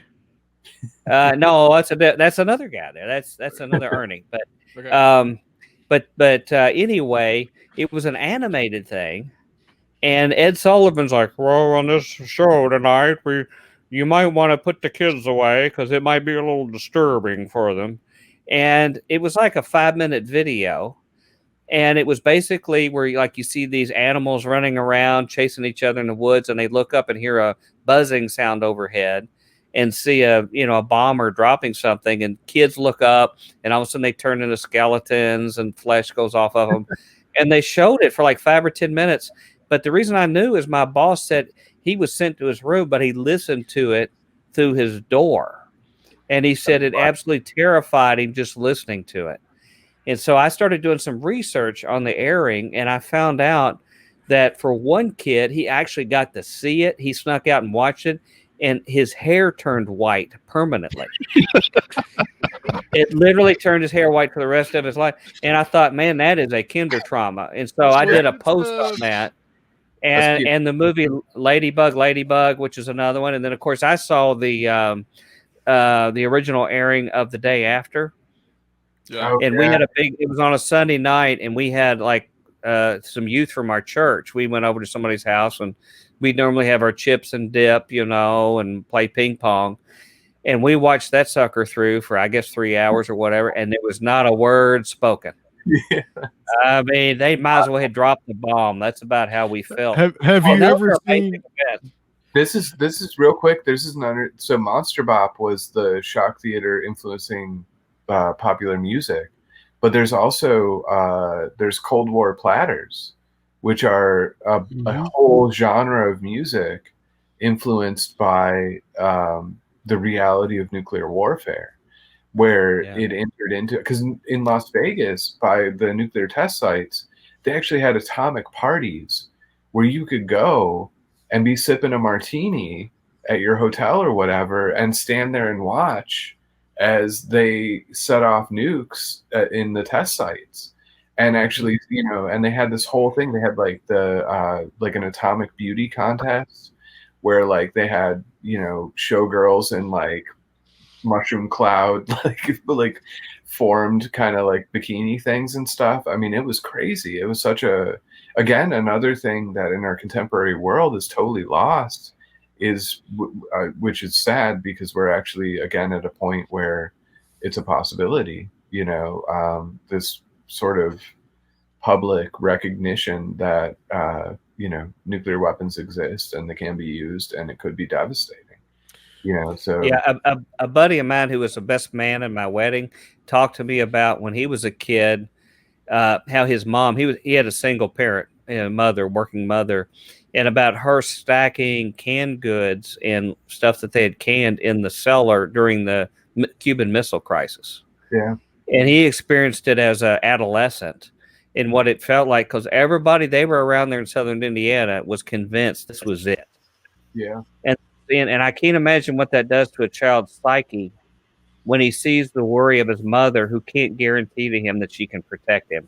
Yeah. And, they're going down in a little makeshift bunker, and who knows what will come out and what will be out there when they come out. Yeah. You talked about, we need to get over to Tim here, but you talked about The Day After. I mean, have you ever seen Threads? It was like the British version of it. Well, of course I haven't, Adam, of course, but I've seen most of it, and it actually is far more disturbing and gruesome. Yes, and of course more thought provoking, which most British stuff is like that. It's actually takes a more intelligent take on it. I mean, it's more gruesome, but yet it's in a way more tasteful, because it wasn't just pure exploitation like some parts of The Day After. And I'll never forget, after they aired The Day After, they had groups of different citizens would get together on TV and talk about the implications, like housewives and people from different parts of society, and they would debate, what it meant to them, and they're part of their society and people like them. And then the next night, after the day after, they had the David Letterman show on, and the David Letterman had a group of concerned parents and other people debating what had just been shown on Sunday night, which was the Facts of Life girls go to Hawaii, which was aired at the same time. And so Terry Garr and the other concerned parents debated about the Facts of Life girls go to Hawaii. Is there anything that else was also traumatizing? We want to say, David, you want to say about the horror host stuff? be thankful to them because they gave us our contemporary culture. Right. Right. Right. Hey, can I mention that for my favorite host, the Fearmonger, who I even commemorated in a slot car that I was racing in Louisville the other day. If you go to spookyblue.com/fright night, you can learn all about it. It's a great story. And David, I want to tell you about that. You might get a real hoot looking at it. And you'll see the Fearmonger in his normal guise. His name's Charlie Kissinger. He was an actor. But the best part of it is that he was the main muse for my favorite director, William Girdler, who was Louisville, Kentucky. I mean, you could forget D.W. Griffith. William Girdler is my favorite Louisville director. He directed Abby, which was the blaxploitation Exorcist, and he awesome. did. It's awesome. It is an awesome movie. He the same did. Guy who played Blackula is in that. And his first movie, William Marshall. The first movie he did was Asylum of Satan in Louisville. They're all shot in Louisville in 1971. And actually, one of his advisors he had was Michael Aquino on the set. Oh, wow. And I was able to find a story because they did some kind of satanic evocation, and they had Michael Aquino write it to make it authentic. And they had because he lived in that area. And so they had the in fact, I was showing this to Recluse. I sent him the information. They had some girls around there, and it was so realistic, they said, according to like satanic people, that the girl passed out in the middle of it, one of the little Vestal virgins. And Michael Aquino and his wife ran over there and started whispering some kind of incantation in her ear. And her parents saw it and tried to pull them away and stop them. And it suddenly brought the girl to, and she stood up. But anyway, Asylum of Satan's around there. And the other one that's a really sort of a highbrow, more intellectual movie called 3 on a Meat Hook. You might want to catch that too. Because his next movie was 3 on a Meat Hook down in Louisville. It was all drive-in. Has the best trailer. If you look on YouTube for 3 on the Meat Hook trailer, it's the awesome trailer. But he eventually did the Manitou and Grizzly. If you remember the ripoff of Jaws called Grizzly, he hit big time, and then he died in a helicopter crash. But if you go to williamgirdler.com, you'll see how the guy who was the Fearmonger starred in all those movies. Wow. Like he was one of the main doctors in Grizzly, and you'll find him. He was the main Satanist in the Asylum of Satan, was the guy who played the Fearmonger. So that's the last I'll say. Oh, the last thing too. If you want to see another thing of this era, go to Future Quake, the archive of Future Quake shows. There's a show with Tim Ormond. And Tim Ormond was the son of Ron Ormond that did a lot of these exploitation films. A lot of them that was the kind of marketing you were talking about, but at the drive-in. And they even did the hygiene films as well, too, where they would pass out the little health department books. But they did the most disturbing one of these movies ever made. It was a Christian-themed movie later called If Footmen Tire You, What Will Horses Do? Done in 1971. And it's probably one of the only Christian gore movies you'll ever see anywhere. It's where Negative Land got the sample for the song Christianity is Stupid. Wow. Yeah. So anyway, I'll just leave you with that. You haven't seen it. That's a great research. But if you want to hear an interview with it, you'll find out how Bela Lugosi was his godparent, his godfather, and his mother managed the Three Stooges. And now his dad produced Roller Derby and Lash LaRue movies, and eventually did the Mesa of Lost Women. And we saw The Monster and the Stripper. Wasn't that right, Adam? That was the movie, The Monster and the one Stripper. that was filmed in the Nashville Speedway too. We saw that one. The Grim Reaper. So you can find a lot of those on YouTube. So just to add to your research, David. Yeah, thank you. That's fantastic. Ron Ormond is actually there's a section in Greg and Adam Gorightly's book, in the Contactee book, on Ron Ormond, because he started getting into the Contactee stuff too. Yep. So let's bring Tim in here. Tim has been patiently waiting as we talked about bad movies and bad film directors. And we're going to talk about your new book that you've got. And it's cool that we're doing this in a visual way so you can show it. Yeah. Is this going to be your format from now on? No, it's just for Halloween. Yeah, we might do more stuff like this, but This we're just for gonna do Halloween. we're gonna do stuff like this. There's a phrase. I don't know if you guys heard of it. It's face for radio. Yeah, I I'm know it, including right? myself there. All of us. All of us. This is why I do a podcast. Are you gonna Yes. Are you gonna broadcast this on Halloween? Is this when this is airing for normal people? Is on Halloween? I think we're this is little gonna be bit the show probably for the week of Halloween. Because if something like really horrible and terribly tragic wipes out large numbers of people, it's going to be bad that we're all laughing as they broadcast this live, because we're ignorant of it. So just thought I'd make you think of that, That's a good disclaimer. We've got the disclaimer in there. Like if anything wow. now until Halloween happens, that's nightmarish. We were laughing now, and that happened later. Right. So if a quarter of the planet's population got wiped out between now and airing, sorry. Yeah, it was. Yeah. It What was can fun you right do? now. We had some laughs right now. It was all good. Right. So, Always look on the bright side of Tim, life. tell us about this new book, and you tell us a scary story too. A book. We were hoping you knew some.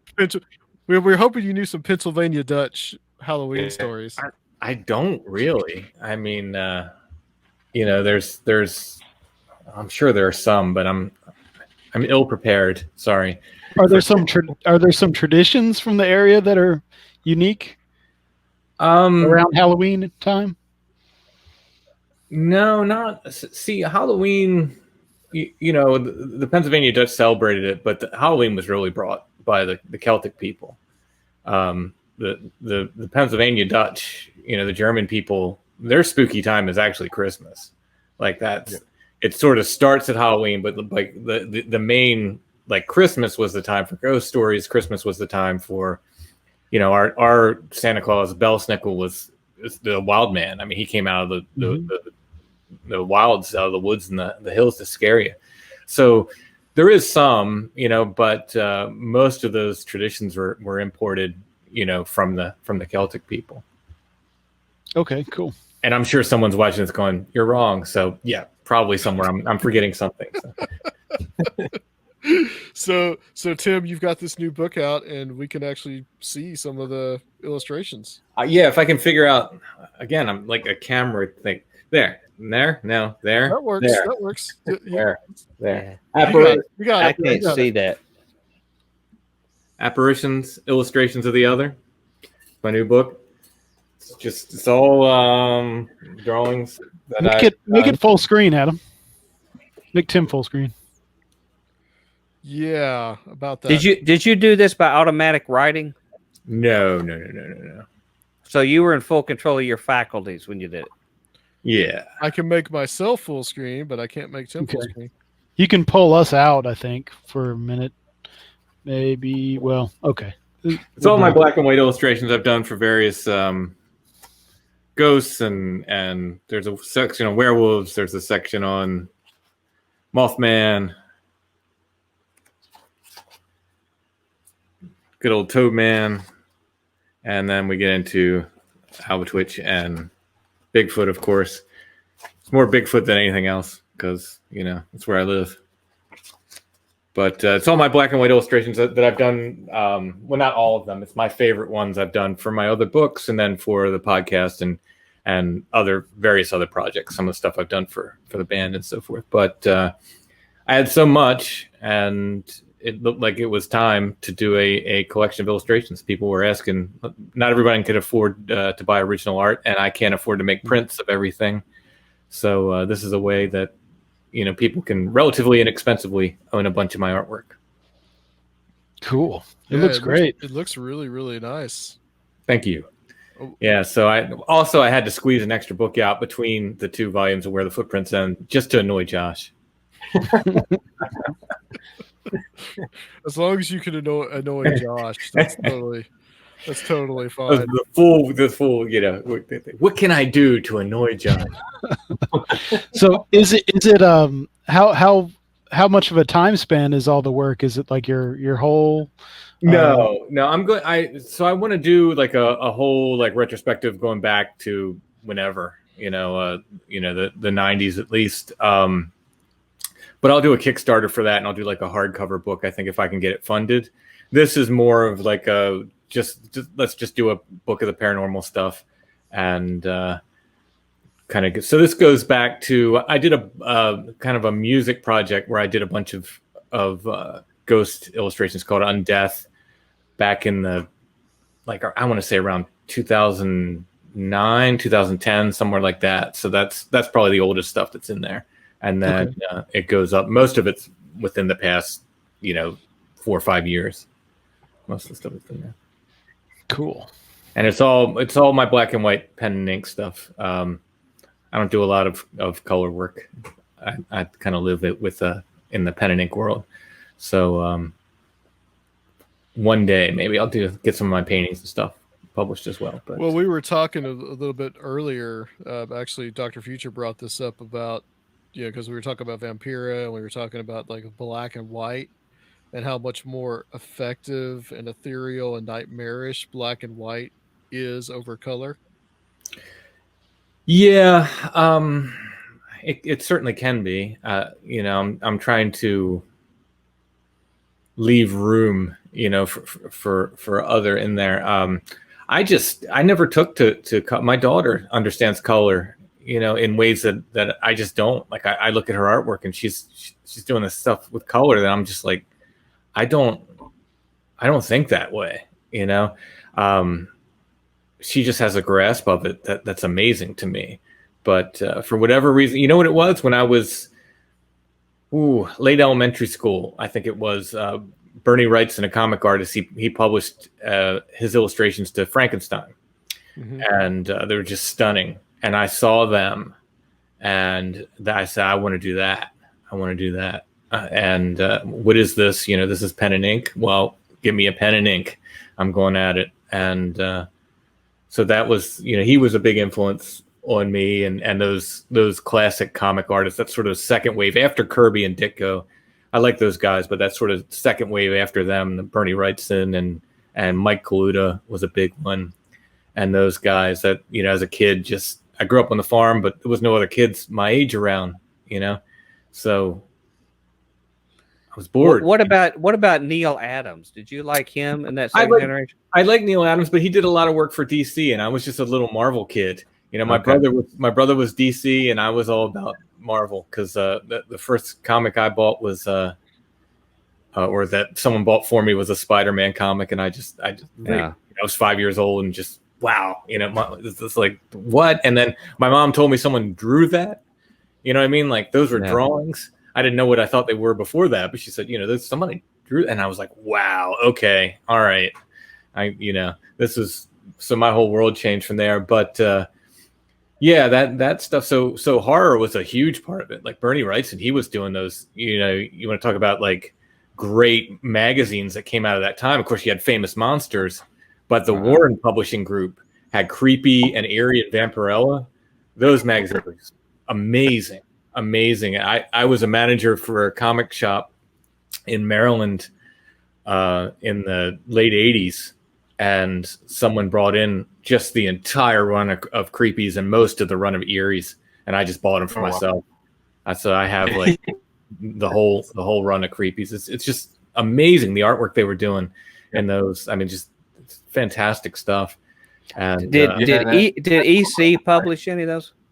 No, that was Warren Publishing, but they were trying to bring back that EC thing. In fact, the original issues, they got a bunch of the original EC artists to do it, and then they ended up grabbing people like Wrightson and Jeffrey Jones and Richard Corbin and all these great guys that were doing this like really fantastic work. But I can't believe they're not worth more, quite honestly, because like the art in them is just stunning. Yeah. But that came out of that whole like monster culture that you're talking about, with like the drive-ins and stuff, and the Famous Monsters and all that. Yeah, and the Famous Monsters was published by Warren. Was it? Yeah. So. Warren saw when that Shock Theater package that we were talking about came out. Warren contacted Ackerman for a one-off magazine to kind of capture that like moment. They thought it was going to be a real quick kind of craze, but once it lasted, they actually put out. Famous Monsters didn't stop until last year when they stopped I remember being a little kid and going to the dime store and them having puzzles with the cover of eerie and creepy and stuff, and they had eerie and creepy magazine. I always wanted to get them. My mom never let me. She wouldn't like. Nah, you can't get that.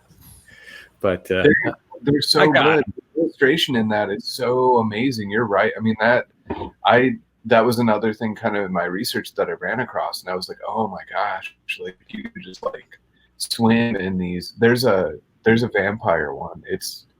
I can't remember what it's called. It may be a Dracula takeoff or something, but it was a Warren Publishing psychedelic vampire magazine, and I think he's retrieving it right now.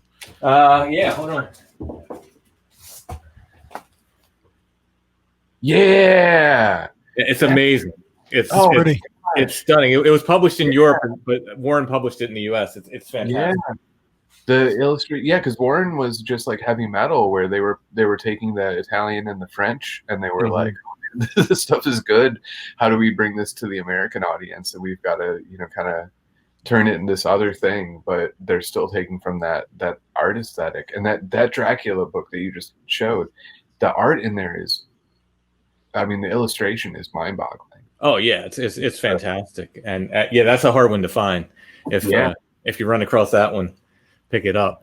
They and they had like the horror host thing too. So it was Uncle Creepy, and he would sort of host each story. He would talk, introduce each story, and then Cousin Eerie was the other, and then Vampirella started out as that, but then she kind of became her own sort of character with her adventures and stuff. But so they really were like kind of locked into that same realm. I love that stuff. And that's awesome. Like, so in that way, like, that's kind of cool. Adam, did you realize that when you set this up, that in some way this all sort of fed into the theme? Because now you're carrying on the tradition. Your art like stands up to that level of quality. Thank you. Well, see, those guys, when they can do it panel to panel to panel, and I've done some comics works, and I've tried to do comic work, and to keep up that level of quality, panel to panel to panel, to me, is like, I'd rather just do single illustrations. It's so much easier. Those guys, wow, so talented. To do it quickly like that, that's something to really consider. When you do like true illustration work, like true beautiful illustration work. I do like crappy, I can use a Sharpie marker and kind of like wiggle it, illustration stuff. So it's sort of like I look at my stuff and then I see your stuff, and then there's the illustration, like the Warren Publishing stuff, and I totally feel what you're saying, because it is way different to do one piece that you can balance it and you can look at all the balance, but then to think about it sequentially, an entire storyline, and to grab that that balance for the whole thing, it's a totally different way to think about it. I have started and left unfinished at least 5 graphic novels at this point, because I will start them and then I don't like what I see, so I quit. And so maybe someday a lot of people say, why don't you do comics? You should do comics. Not that easy. I wish I could, I wish I could, but those guys that can do it. Wow. Like, and to get that, there's a different feel to sequential art too, where like I'll trend to, because I'm so detail oriented. I'll like, if I show somebody reading a book, I would want to like show them turning every damn page, and those guys know like just enough. They'll get the story across with a lot less. But there's an art to it for sure. And I always wanted to be a comic artist, but I never. I did one story. You can find out there. Sex Kinks of the Rich and Famous, #1 for Ripoff Press. They lived up to their name. And I did Andy Warhol. I wanted anyone else, but they gave me Andy Warhol. It is not my best work. I'm not super proud of that. But, will we ever get a Uncanny Adventures of Flannel Man? Well, designing the books, designing where the footprints end, and like if you look at my books that I've published, not my art book, my other books, you'll see like I'm playing with design as I go through. The first one's kind of pretty basic. It's got illustrations and text, and then the Bigfoot books are laid out. The historical ones are laid out more like newspaper. So I'm playing with that idea. Like the newspaper articles, I want them to look more like a newspaper. That cool, like chapter headings and things like that. Yeah, and then don't look behind you. Then I'm doing like mastheads and spot illustrations along with the full illustrations. Then I continue that into where the footprints end. Going forward, I think I'm going to really design my books. Like you're going to that'd be cool. Like illuminated text, kind of. Yeah, and things like, because I that's super fun for me. So I like writing, but designing is just I just love it. Like I love designing books. There's a different feel when you bring the typography into it. Yeah, when you actually like carry the illustration and the different playing on weight and theme and the ideas that are expressed through the illustrations, and carry that into the way that the letters and the typography work. Like if you look at so the classic age of illustration, like mid 1800s through 1920 or so, roughly. I mean, and they made books beautiful. I mean, their books were all beautiful, and it wouldn't just be, well, sometimes it would just be an illustration, but often these illustrators would this is a reproduction, but Willie Paganese, he's great. So this is his Rime of the Ancient Mariner, and it's just every page is designed. It's and he put this idea into every single page. I mean, look at that title page. It's just stunning. Yeah, exactly. And because I'm dealing with so much old folklore and this stuff, I thought, that's the feeling I want to pull into my books going forward. So we'll see if I can pull it off, because it's going to take a lot longer to do books that way. Yeah. But just do self-publishing, is that possible? Can you do that with self-published stuff? Yeah. So like the art book is not print on demand, because print on demand, like my other books are all print on demand, and most people's are these days. So 95% of them will look fine, right? And then some, like probably even higher than that. It's probably 98%. But every now and then you'll get one that's printed real light. And I thought, with an art book, I don't want even 2% to not look good. So I paid for these and outright. So I have a big stack of books here and have to warehouse them. I said I was never going to do that. I ran a record label for years. I still have a basement full of records and CDs. So I'm not warehousing books. I'm not doing that once I started publishing books, but here we are.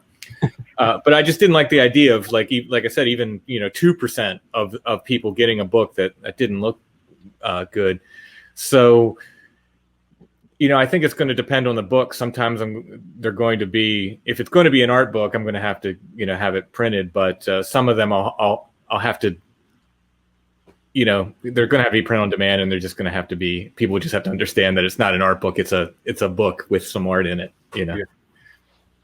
I'm really excited about because of the stuff I encounter through research. I really like the kind of mess up stuff. So I'm obsessed with this idea of eventually publishing in Mexico City or Nigeria, just because I love when I get the books from there that they're slightly offset, like like it's just like the machine wasn't quite set up right, and I love that, like the kind of weird aesthetic with what you're doing. I can see how you wouldn't you don't want like a really detailed illustration like that. Works for the kind of like weird sort of Well, I mean, I came 1,000% out of zine culture and hardcore punk scene and zine culture in the 80s, and I mean, I credit that with giving me the confidence to do everything I do, because it's just, I don't know how to do half the stuff I do. When I never knew how to publish a book. It's like, I'm going to write a book. I'll publish a book.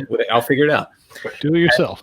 And that comes from that whole DIY zine thing. So I totally get that. Like, that zine aesthetic, that rough, because I mean, I have boxes and boxes of this stuff from the 80s. I'm going to have to find a zine archive somewhere to give this stuff to, because I'm sure a lot of this stuff doesn't exist anymore. Yeah, that's what we were talking about earlier with the horror hosts.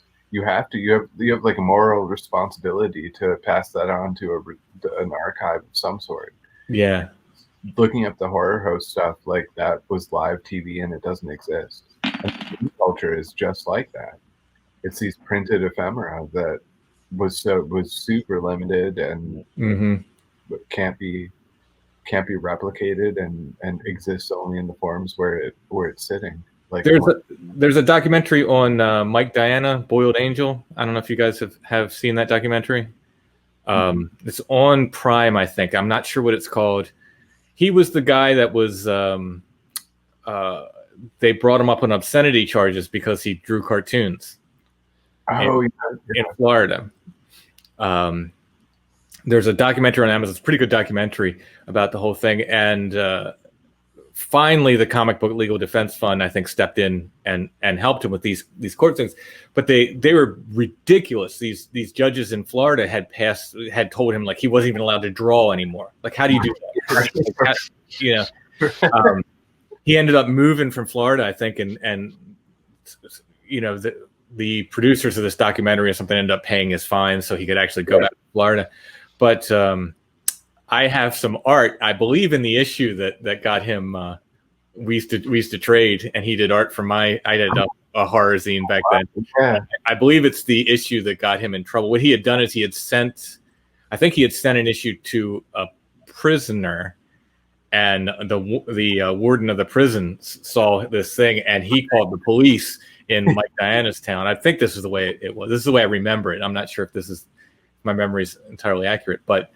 And then they said, like, this guy's doing this, and it's just cartoons, and they're ridiculous. I mean, they're just silly cartoons, but he's doing really violent, very sexual, cartoons. And I'm pretty sure one of I think it was the issue of his that it was not super proud of the cartoon. I was 18 years old when I drew it, but I think it was a zombie eating a baby that was in there that I think that was the issue that got him in trouble. So, well, and we were talking about that earlier with the shock theater stuff, because once these Universal horror movies hit television, early on when they'd been first shown, but we had mentioned earlier about Dracula, which Bela Lugosi's Dracula now is there's nothing shocking about that movie. Right. But in the early 1930s, everybody was like, "Whoa, like no." Mm-hmm. You can't watch this because there was actually stuff written about it, like people's lives are so heavy with the burden of existence right now because everything's so fast and so dated with information. And this is in the 30s, right? Like they don't, if they watch Dracula, like, why would you do that to them? You're torturing them more with this morbid, horrible stuff, And so that carrying on to the zine thing, like what you're talking about, where this art, and it's interesting framed against the current situation with the pandemic and that, where they're finding that people who watch horror movies are actually more psychologically stabilized to, kind of deal with the situation and the stresses and all that, because they've dealt with this fictional stuff, so it's sort of the creativity of the morbid and the kind of grotesque is a way that people have developed to deal with the contemporary situation, so it's amazing that the courts react that way, or the public reacts that way to this art. And it's like, that's what happens. Yeah. Well, that was deep in the Satanic Panic right there too. Down. I mean, which if you look at it though, like that's weird, because the thing that strikes me about the Satanic Panic is the Catholic Church at the time was deeply involved in covering up pedophiles. And you have the Satanic Panic come out where it's like there's ritualistic pedophilia going on and that, and everybody's like, oh, that was goofy and stupid. And it's like, no, they were doing it, but it was in the church. Like this wasn't, it wasn't Satanists. It was literally the Catholic Church that was cultivating this opportunity for these predators, and the evangelical church had the same thing going on. And anytime there's a power structure, not anytime, but often when there's a power structure and there's children involved, there's going to be some bad actors. Yeah, and then the artist, though, the artist kind of living in this milieu starts to generate art that is basically the kind of the warning sign, like, hey, like this is cooking but somewhere this is happening, and the artists are starting to reflect on this violence and this thing, and then the system's like, that's evil, the artist, like aiming at this, when it's actually something that's going on in culture, and it's something that has to be addressed, and that's why the artist is creating art that addresses it. I think you're muted, Adam. Nice. I think that's a good place. I think that's a good place to stop. Yeah, this was very, very good. This was really cool. This was quite a discussion tonight. I mean, we covered. Tim, tell people where they can find. It's called Apparitions, Illustrations of the Other. Right now, you have to get it from me. Amazon's not taking new publishers at their warehouse, so hopefully I'll get it on Amazon eventually. I'm trying, but right now you got to get it from me. You can go to strangefamiliars.com. There's links to our Etsy shop in there. You can get it at our Etsy shop. Our Etsy shop name is Lost Grave, if you just want to go to Etsy. And there's a post up on Strange Familiars where you can order, direct from there too. But yeah, and any copy for me comes signed. You don't have to ask. I just sign them before I put them in the envelopes go out.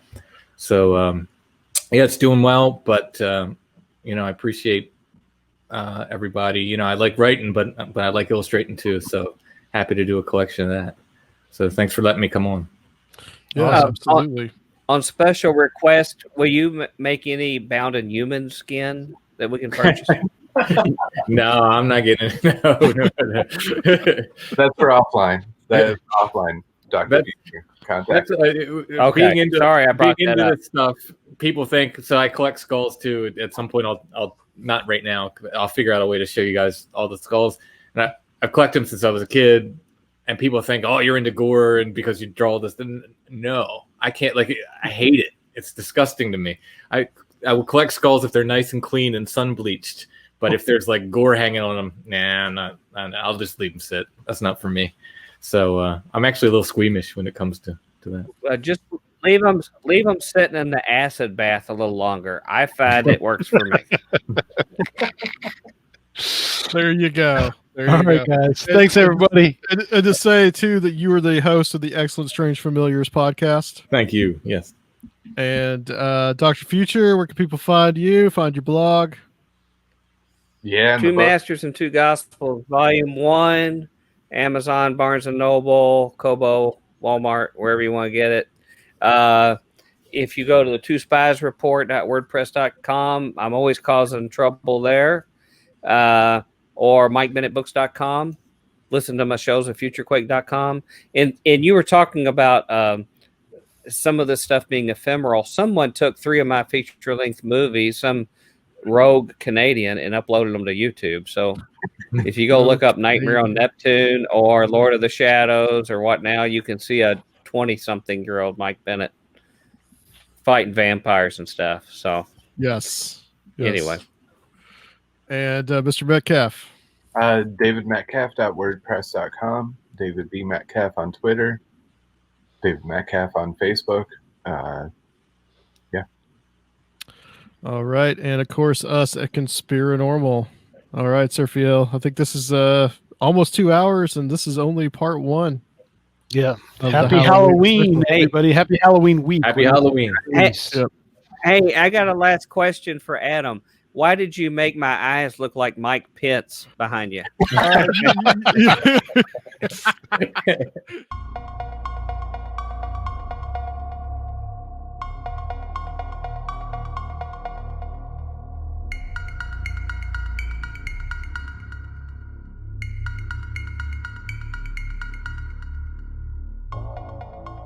Here we are.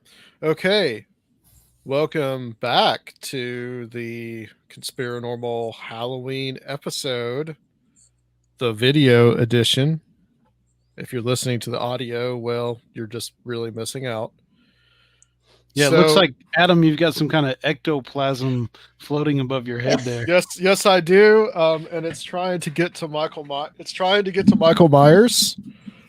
It's part of the effort to defeat the evil that is Michael Myers. So, figured what better to you got to pull it out of your nose and stuff. Yeah. That's right. Right. Cheesecloth. Yeah. You're not supposed to give away the secrets now. Oh, shit. Come on. Cheesecloth. What are you doing? So as always, you can kind of see just like the top, just my head, I got it. I can't, Michael Myers, I can't block, he gets kind of mad. A disembodied head. He's just a floating head. So we thought we would spend the rest of this Halloween special with our good friend Kiki Dombrowski, who we're going to talk about kind of like the origins of Halloween and kind of like what she does as a practicing witch. Yes. We've got a real witch. Maybe you can help me to help defeat Michael Myers back here. But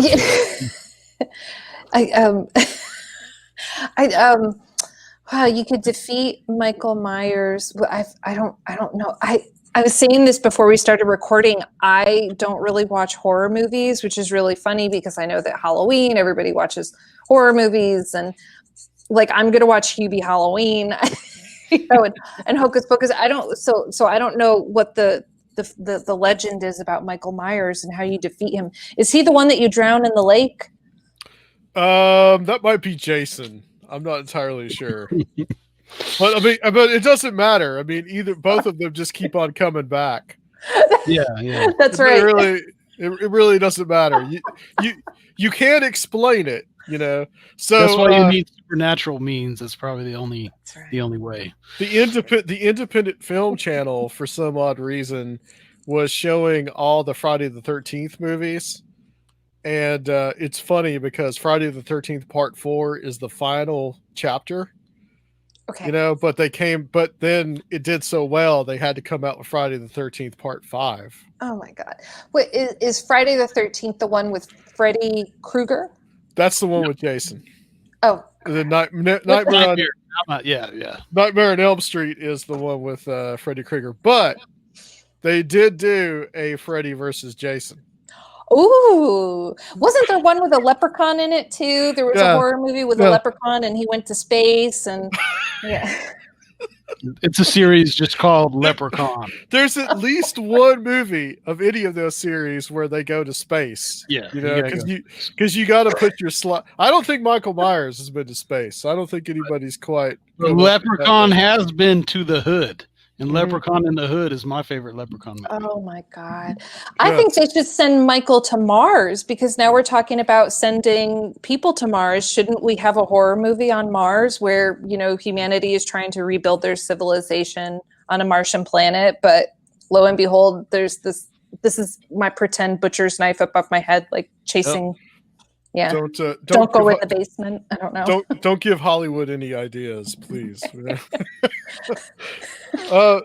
thought this would be really cool to get you on because we covered so much of like the origins of so much of American commercial Halloween that we would take it back a little bit with you and go into like the origins and the more traditional view of Halloween or where it really comes from.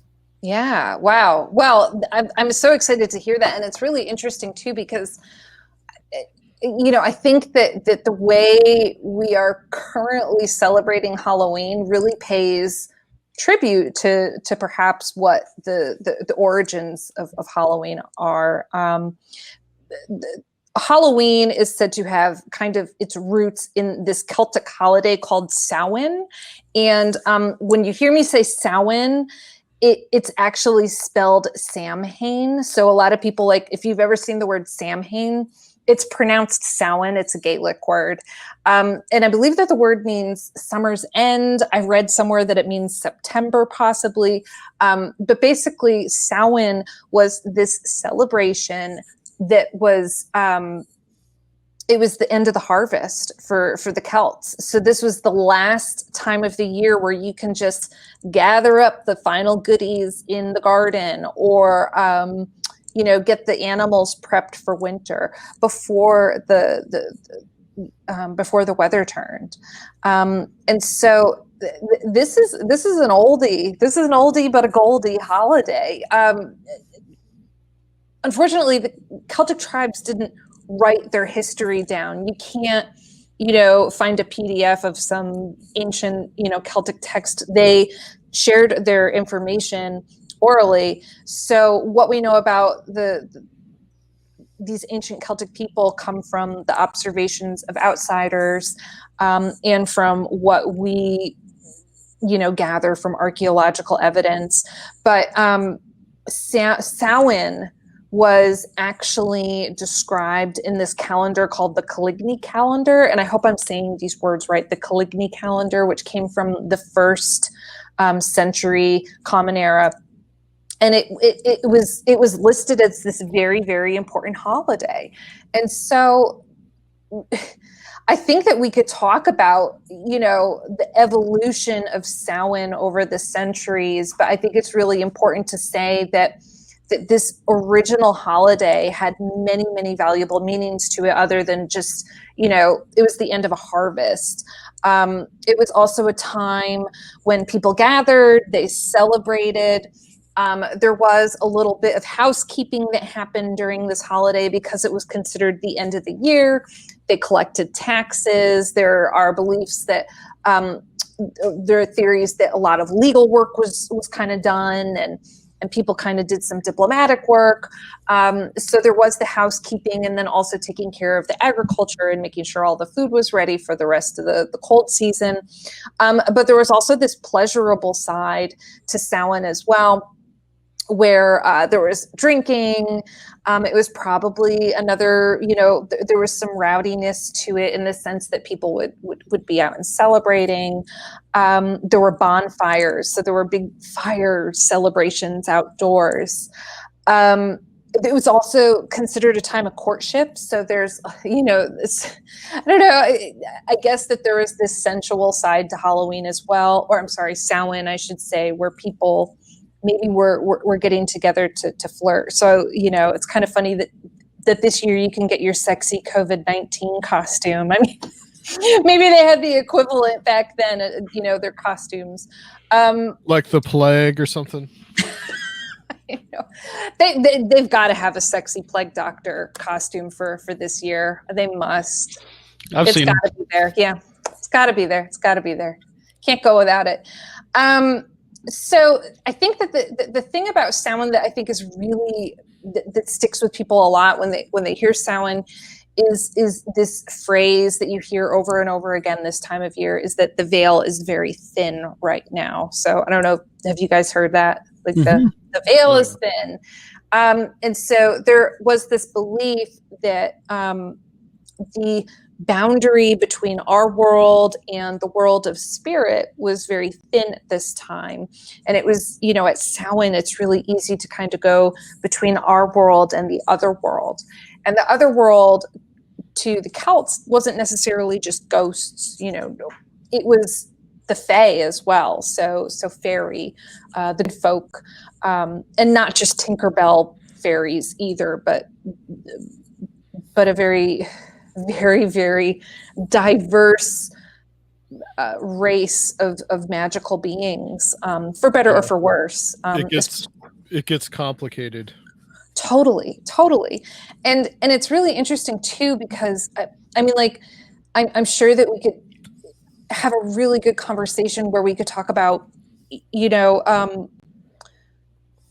the abductions and the encounters that are described in folklore and literature and mythology about Fae, and compare it to modern day, alien abductions or Bigfoot sightings or hauntings in the forest. There's some sort of similarity that happens. So I think that it's fascinating that the Celtic kind of just said, well, the other world is the world of what we can't see with our five senses. And perhaps it's another dimension. Maybe that's where Bizarro Us sits and does a podcast, and it's on a different, who knows what's over there, but our ability to kind of interact with it apparently is much easier at Samhain. And like I said, for better or for worse, because when you read about those ancient descriptions of the fairy, and how people reacted or responded to them, it wasn't something people wanted to do. People weren't calling, and it's kind of interesting because sort of the metaphysical evolution of the fairy and our desire to connect with something magical has made it very, very inviting. But it's interesting because in the past, people were doing all sorts of protection to keep them away and keep them out. And maybe that's because, it's not meant to be a relationship where we just benefit from having this magical Legolas-like friend. I don't know why I thought of Legolas. I guess that's what everybody wants when they cross into the other world. Some sort of Lord of the Rings experience. It's not necessarily like that, So anyways, Samhain, I just think it's such a fun holiday. It's very mystical. It's very magical. And I think too that physically we react to it, at least for people. Now you guys know that I'm really on the Jimmy Buffett island right now where, it's 80, the water is still almost 80 degrees. You can go swimming. But I think that for maybe regions that are, feel the shifting of the seasons, I think we physically respond to that. How do you feel when it gets darker earlier? How do you feel that first time you go outside and it's actually cool and crisp and you could smell the smoke of a fire burning? It does something to us. It really does shift how we feel. And I think in a good way too. I don't think anybody dislikes that cozy first touch of autumn.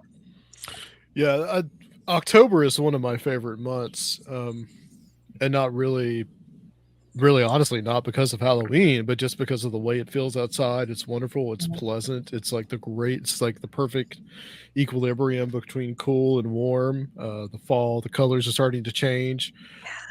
April, on the obverse of that, is actually also one of my favorite months because it's beginning to warm up, and it's again that perfect kind of equilibrium. And that's kind of the opposite holiday to Samhain. Yeah. And so what you like is that transition. You like watching the transition of things. So the passage of time reflected in nature. And on May 1st, Beltane is the celebration of, it's a very big fertile holiday. And it's kind of interesting too, because I think that there are some correlations between the two. There's Walpurgisnacht, which is sort of like the witches' night, which was April 30th. And there's a belief that at Beltane in May that we can connect with the Fae as well. And I have read that there are beliefs that that the fairy would kind of move. They would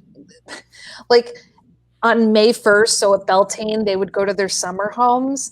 And then on Samhain, which is October 31st or November 31st, depending on who you talk to, they go to their winter homes. So I kind of like that they're, they've got a summer home and a winter home. It's cute. It's interesting you mention all that because I never really thought about there being an association to the Fae, but I suppose that makes total sense. I mean, the Celts were the originators of all that. Well, and I think that in the most general sense, the Fae can represent spirits of nature and spirits of place. And in that sense, cultures all over the world believe in spirits of nature and spirits of place, but I really think that the Celtic people just had this incredible rich tradition about, you know, the other world, and this valuable connection to them. And it was a place of lessons, and a place of growth, and a place of magic, and a place of change.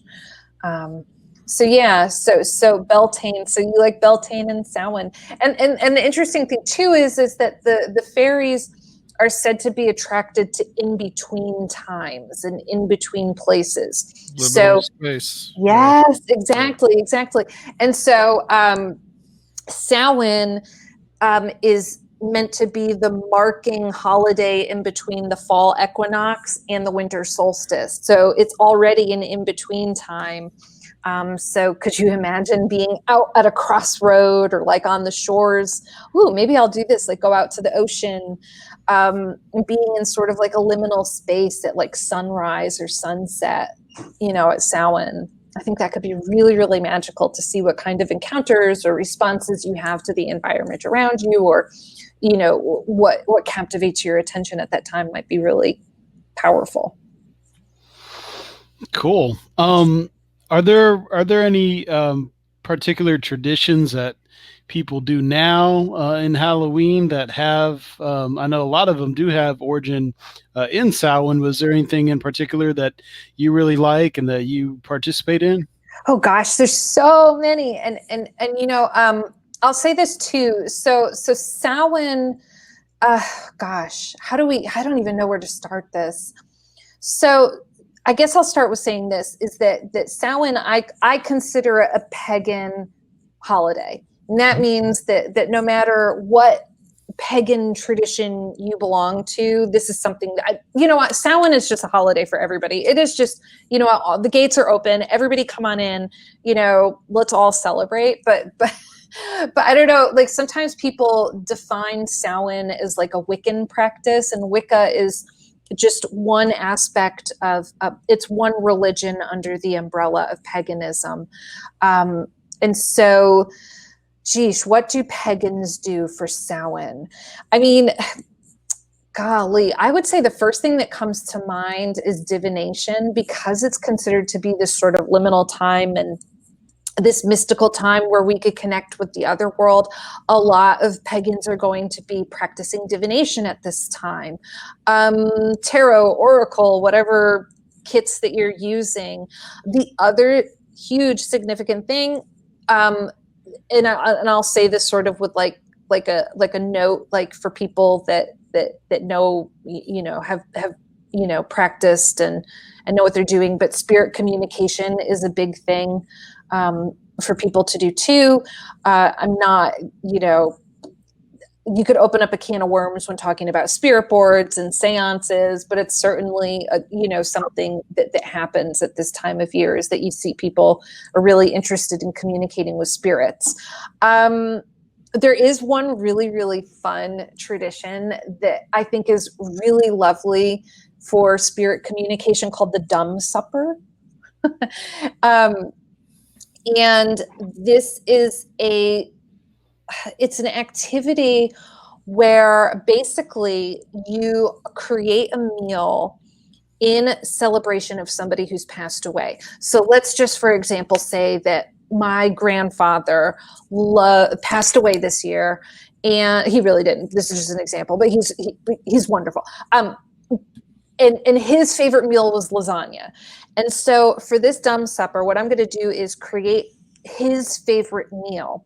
And I'm going to set the table for all the guests, and I'm going to set an extra spot for my deceased grandfather so he could come and sit and enjoy his favorite meal with us. And depending on who you talk to, some people say that during the Dumb Supper, nobody talks.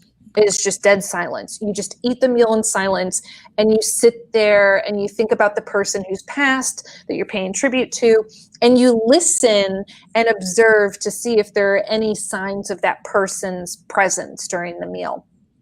That's a great way of spirit communication.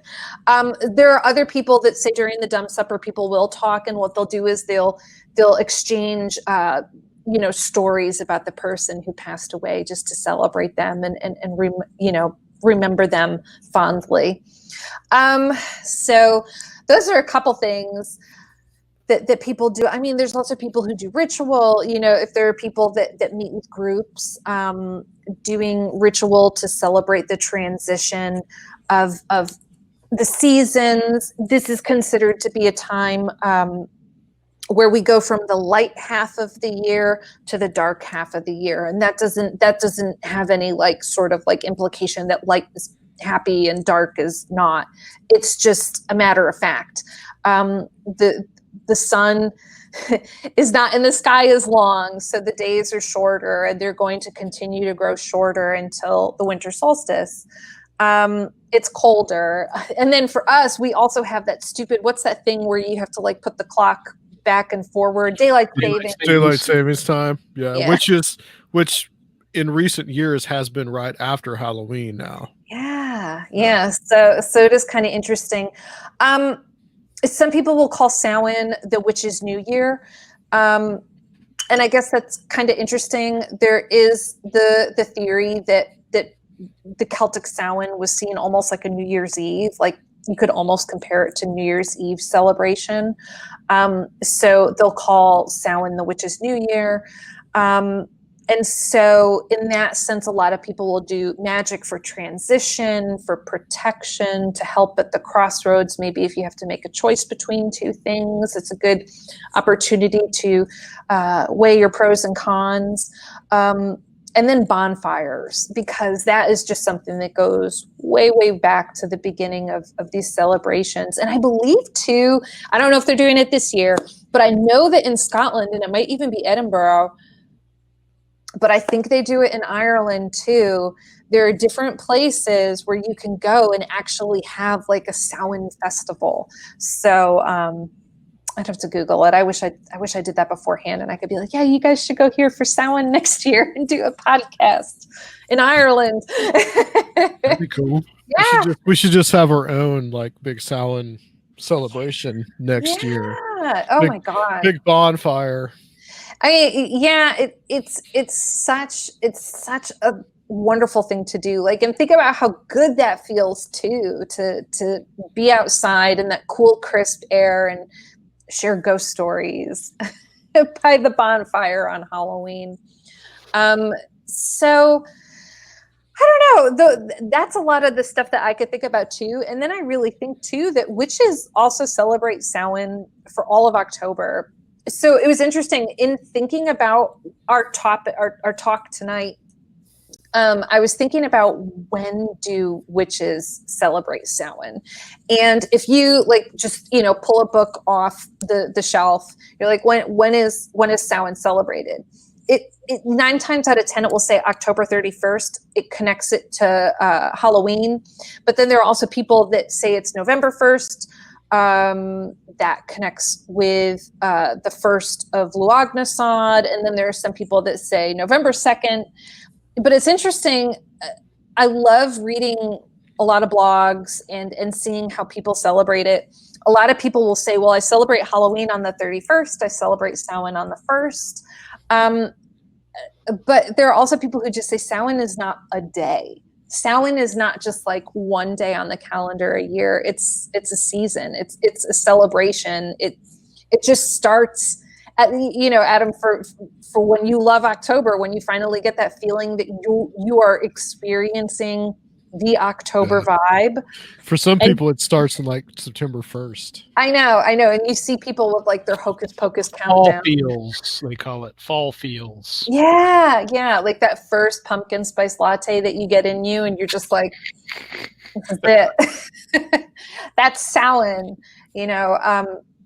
and then there are people who actually look astrologically, when is the exact time in between the fall equinox and the winter solstice. So I don't know. I just say celebrate it when it feels good. Maybe you celebrate by going on a ghost tour with some of your friends, or you go on a hike, or you have that bonfire. But this year it's the full moon on the 31st, so we just have to really amp it up this year. Yeah. Is there any special significance to having Halloween, like Halloween having a full moon? Is there any kind of like special thing that is done? Well, I would say this is that this is a blue moon, I believe. Let me look this up quickly before I go on. So blue moon, Halloween. Yep. Perfect. Okay, so you could tell I follow the moons really closely. I do. I usually do, but this year I've just been like totally wiped. So there are some people that believe that like certain types of magic should be done at certain times of the lunar cycle. And that the full moon is very, very powerful, and it's a time that you can really get some real powerful magic done. And people will say that about the new moon and the full moon are both really, really wonderful times to do stuff. But in reality, you can associate different types of magic with different lunar cycles as well. And I wish I had like telekinesis, because my friend Michael Herkes, he wrote a book on moon magic and like what type of magic to do at each lunar cycle. So I know that he would have like the perfect suggestions in terms of what to do for a blue moon on Halloween. But I could tell you that for me, blue moon is the second full moon in a month. We had our first full moon, I think it was October 1st or whatever, October 4th. You know, it was really, really early on. And so for this blue moon, let's see, what can I tell you would be good magic to do for a blue moon? Of course, 2020 would have 2 full moons in the month of October. Yeah, and it you know, makes on perfect Halloween. sense. Right. I know. You know, honestly, I really think that witches tend to be, and I won't get overly, you know, political, but it is a very tense year for Americans. Obviously, we've got a lot going on, and what's interesting is we have Halloween, we have this blue moon on Halloween, and then we have an election on the 3rd. And so I think that you're going to find this year, my prediction, is that you're going to see a lot of witches on social media talking about maybe some magic that they're going to associate it with politics and maybe the wellness of the nation in general. And I would urge people to work on you know, bringing people back together and finding common loving ground. I don't know. I'm trying to find nice ways to talk about it without having like a conversation. Yeah. But that's kind of like my prediction for something that I think people could really, you know, dig into this blue moon. And I think that's interesting too. Blue moon. You know, I'm very liberal, so like I like the idea of the blue moon and a blue candle on Halloween. Okay, you guys, I have to go write a blog. So, but you never know.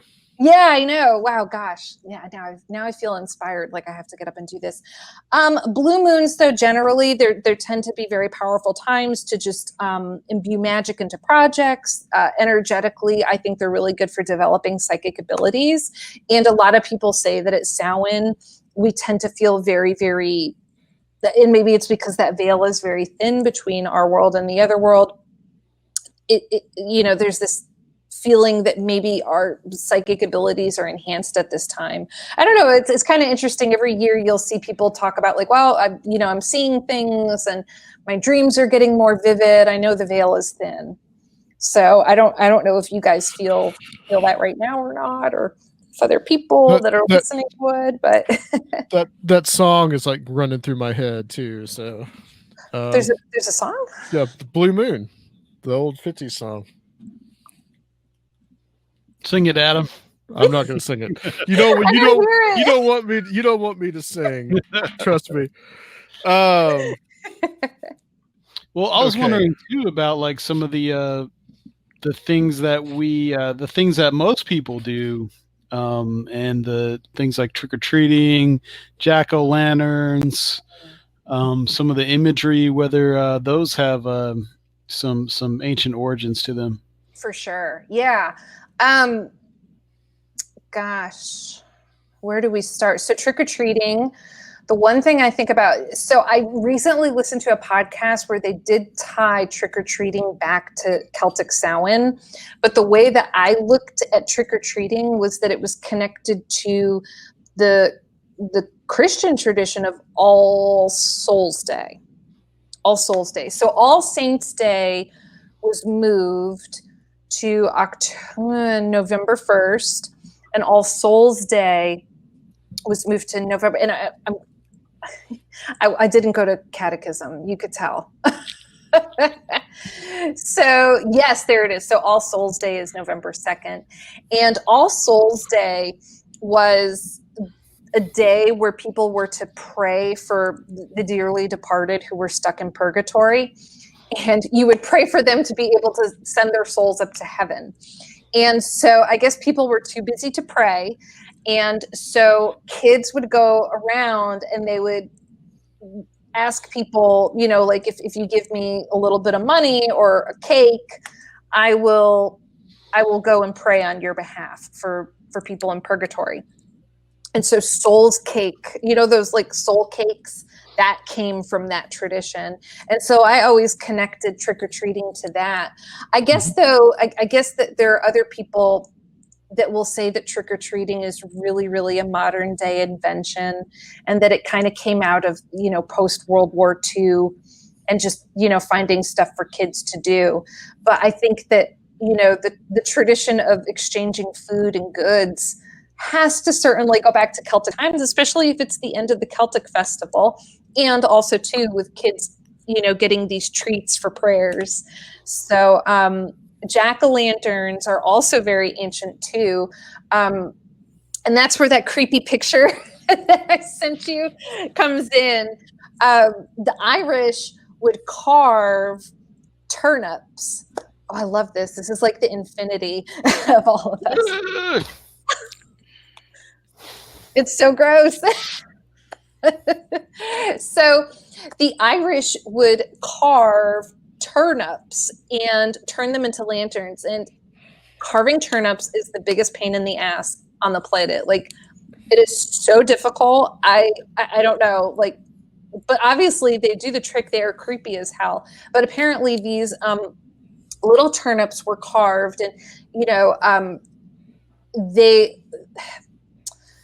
well, I could tell you the story. Do you want to hear the story that goes along with the turnip? Okay, so apparently there was this guy, and he was a real piece of work. His name was Jack, and Jack was too bad for heaven and too bad for hell. He couldn't even keep in hell. He was so nasty, and he was apparently in hell and was playing a poker game or a card game with Satan himself, with the devil. And he tricked the devil and won the hand against the devil. And the devil was so angry at Jack, he threw Jack out of hell and sent him back to earth. And Jack came tumbling back onto earth, our plane of earth, and from hell, and fell into a field of turnips. And a coal from hell came with him into this field. And Jack got up and cleaned himself off and started walking along through this field and pulled a turnip up for a snack.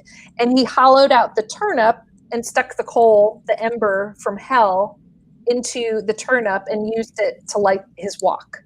So that's where jack-o'-lantern came from.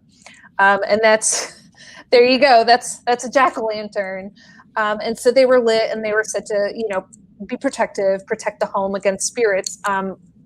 Candles were said to be lit to kind of help spirits find their way. So obviously, if the veil is thin, if there are spirits that are lost, these lights and these candles and these lanterns could kind of help guide them to where they need to go. When the Irish came to America, I'm sure that they were very happy to discover pumpkins, because pumpkins are much, much, much easier to carve than turnips. And they're a lot of fun to carve too. I think they're so much fun to carve. And so instead of carving turnips, they started carving pumpkins. And so jack-o'-lanterns took on this tradition of being a pumpkin. They end up looking less hideous. That's for sure. Well, yeah, I know. I guess it depends too how long you leave them out. If you leave them out till December, they could look pretty creepy. So, and I think too that modern day witches can definitely utilize pumpkins in their magic at Samhain as well. Like, absolutely. Like, pumpkins are this wonderful symbol of fertility and abundance, and wish making.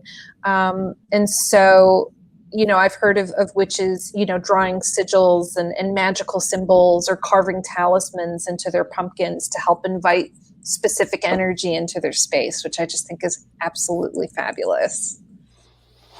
So cool. What about dressing up? Does that have any kind of pagan origins? Well, I would say the dressing up has pagan origins, full stop. It's just, I always think of the shaman or the priest or the priestess who puts on a mask and all of a sudden they shapeshift. Oh no, Adam's gone. He dematerialized. Michael got him. Is it Michael or Freddie? I don't know. Okay. Michael or, yeah. Anyways. So I always think about the shaman, the priestess, the priest who puts on a mask and they transform into this representation of divinity. It's this opportunity for them to shapeshift. So I don't think that there's any scholarly book out there where you look at it and there's some academic that says the ancient Celtic tribes dressed up on Samhain. Yeah, really, but naturally it feels very pagan. Doesn't it? Yeah, and I think that clothing and costume can be a really, really powerful form of magic. Like, I absolutely think that you could really utilize the way you dress, the jewelry. What do I have on today? Yes, I have on some carnelian crystal. Like the stuff you wear can shape you. The same with makeup too. And so I always say too that it's Samhain or Halloween, however you want to. Whatever you want to call what you're celebrating, if you do dress up, think about what you're dressing up as, because you're really shape-shifting into this. This can be a magical transformation for the night. You could be whatever you want.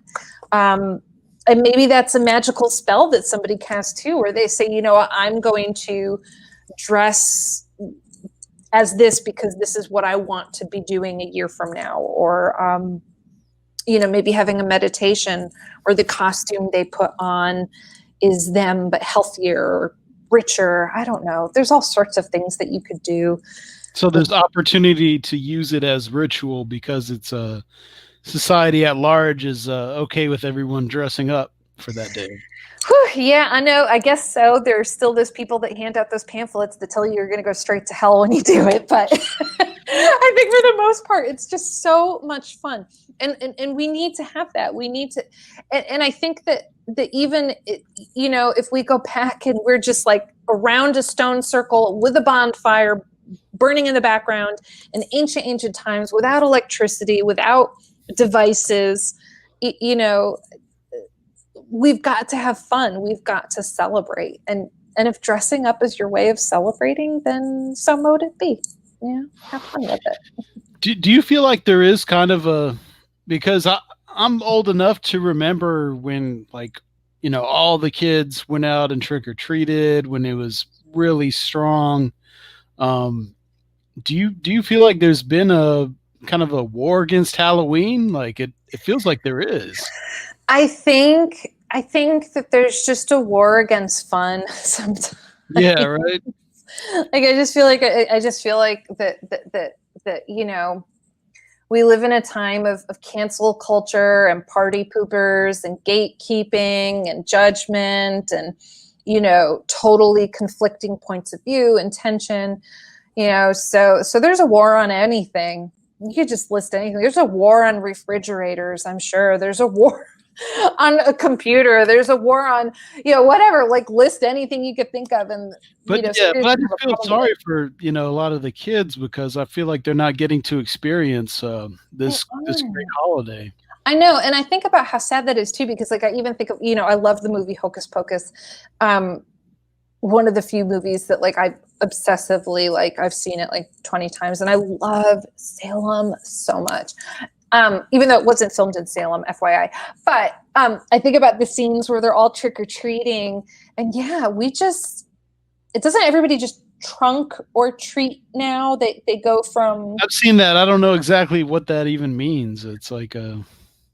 Yeah, I don't have kids, but I assumed what I envisioned was just a bunch of people like with their car in a parking lot, and they just give kids candy. I don't know, but I wonder if it will make a revival again. It's kind of interesting because you kind of see it started off as kind of an adult holiday, especially like we didn't even talk about the history in like the Victorian times, and you know how it was this delightful decadent party celebration for the Victorians to enjoy. So it was an adult holiday, and then it was a kids holiday, and then I think it became an adult holiday again. Like if you ever like in New York City, they had this parade in the Village where people would just like dress up and go walk through New York City dressed up. It's really fun.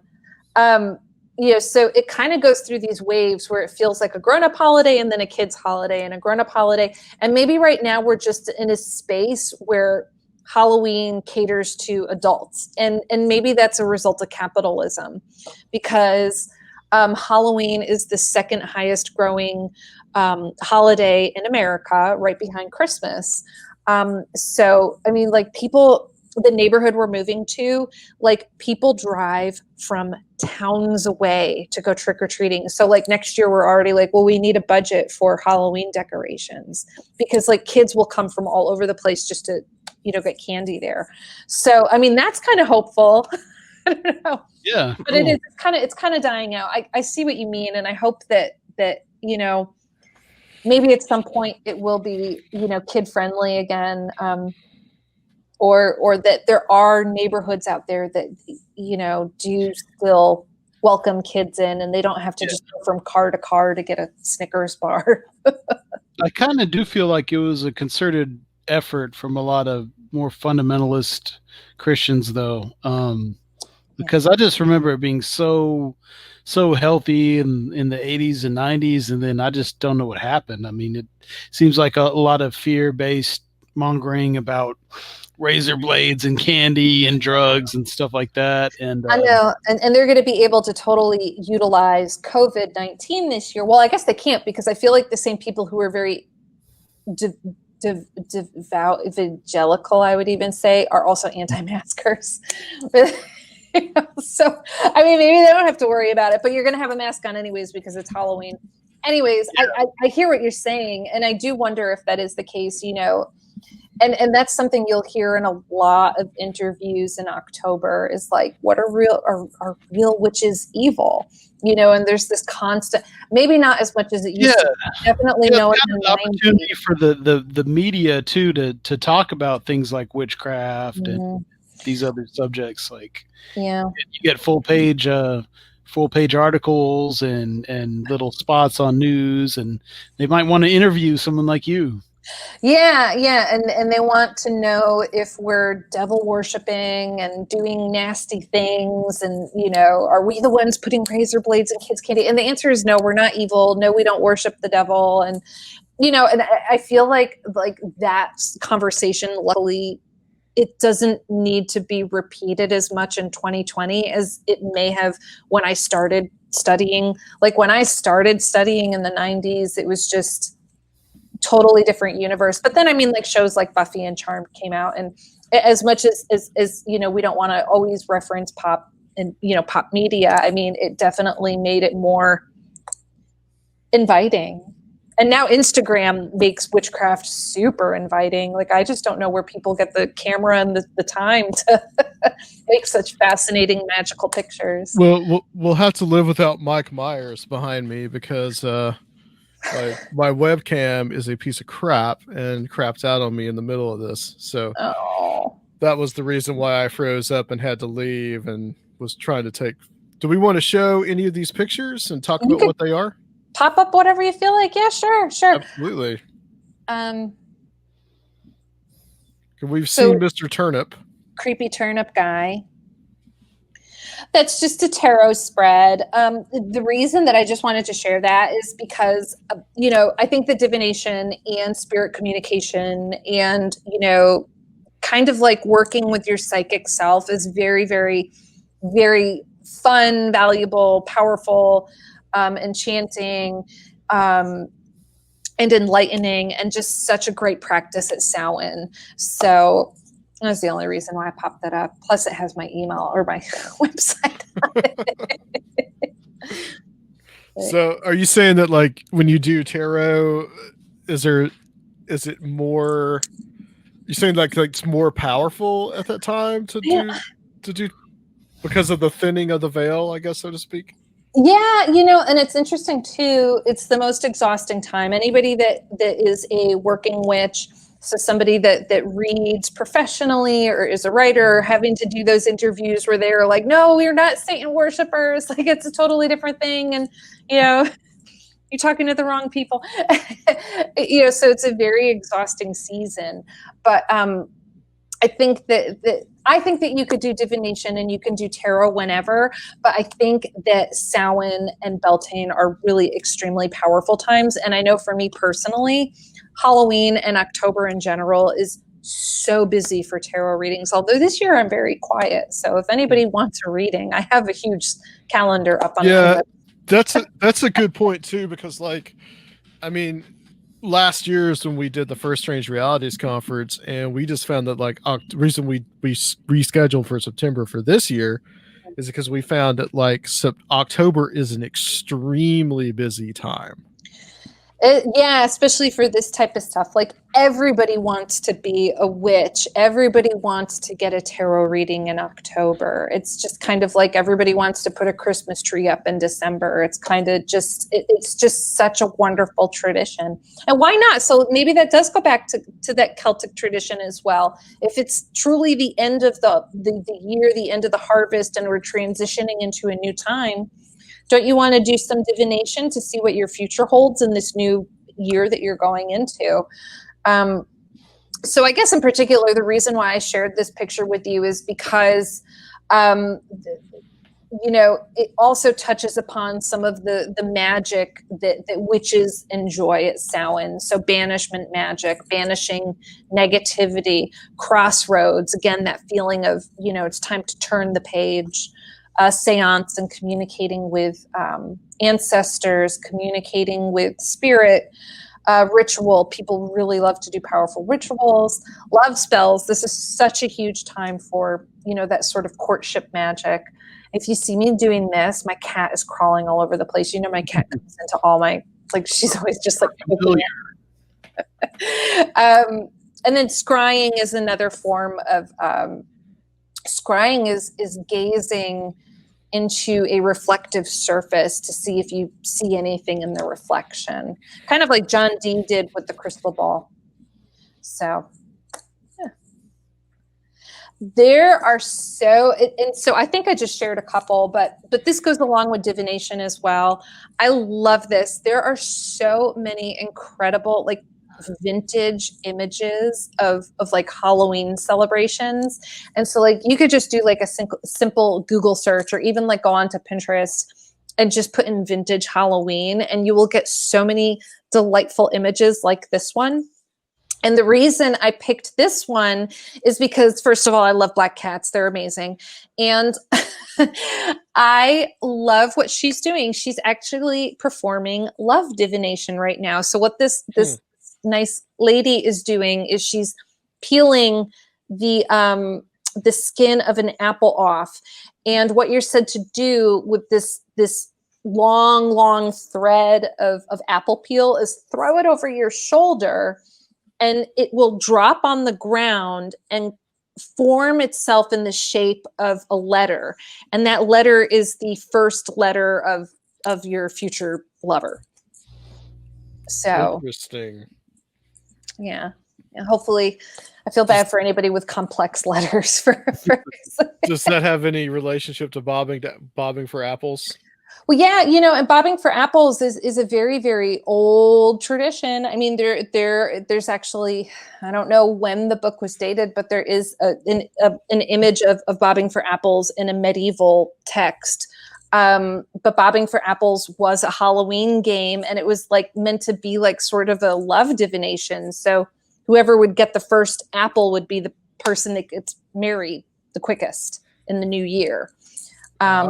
And I also think it's interesting too, apples are obviously growing at this time of year. This is a time when you are harvesting apples. Although I feel like you really do. I don't know if they're really growing apples. This must be like the last of the apples. I feel like apples are more of a fall thing, like fall equinox. But apples are, they're associated with love and beauty and romance and sensuality. They're also an otherworldly fruit as well. So even in Celtic tradition, there's this belief that the other world had, was always sunny and the trees were always in bloom and they always had these like beautiful, delicious apples growing.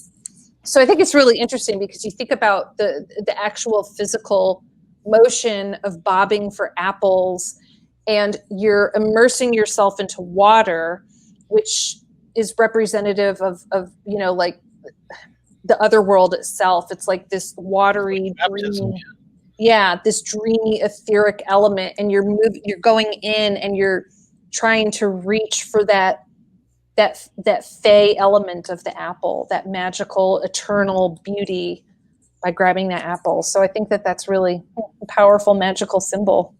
That's given me like a early childhood memory of bobbing for apples with some of my really close friends I grew up with, and like I'm just remembering this tub filled with ice. Also, it was like even more extreme, and just trying to get it. That's pretty funny. Yeah. Gosh, that's interesting. I can't imagine that bobbing for apples is common anymore. No, probably not at all. It's just another thing that kind of just disappears. We're all very, very safe and, very, very, yeah. I feel like, why'd you let your kids bob for apples? That could be a little dangerous. I don't know. So the picture that you're showing now is just, some different examples. Apple divination is so, so popular at Halloween. This is something that, like I was showing with that last picture, and like we were talking about with the bobbing for apples, and the nice lady who tried to see the letter in the apple peel. There are other ways to use apples to divine as well, and one of my favorites is in this image,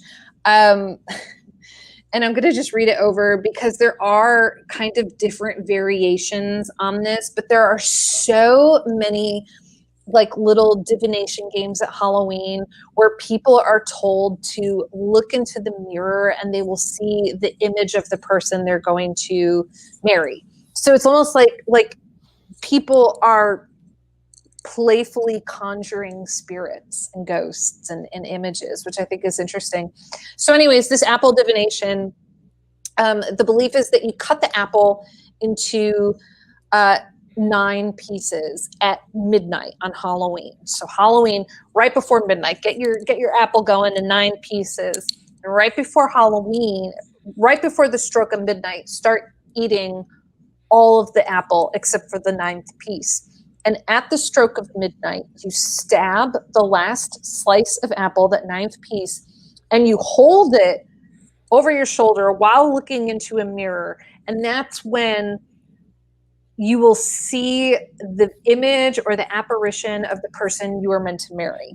It's almost Bloody Mary-ish in a way. Yeah, that's what I thought when I read this. Yeah, it's like, and it's very interesting. The Bloody Mary came up, and I remember doing Bloody Mary as a kid, and light as a feather, stiff as a board.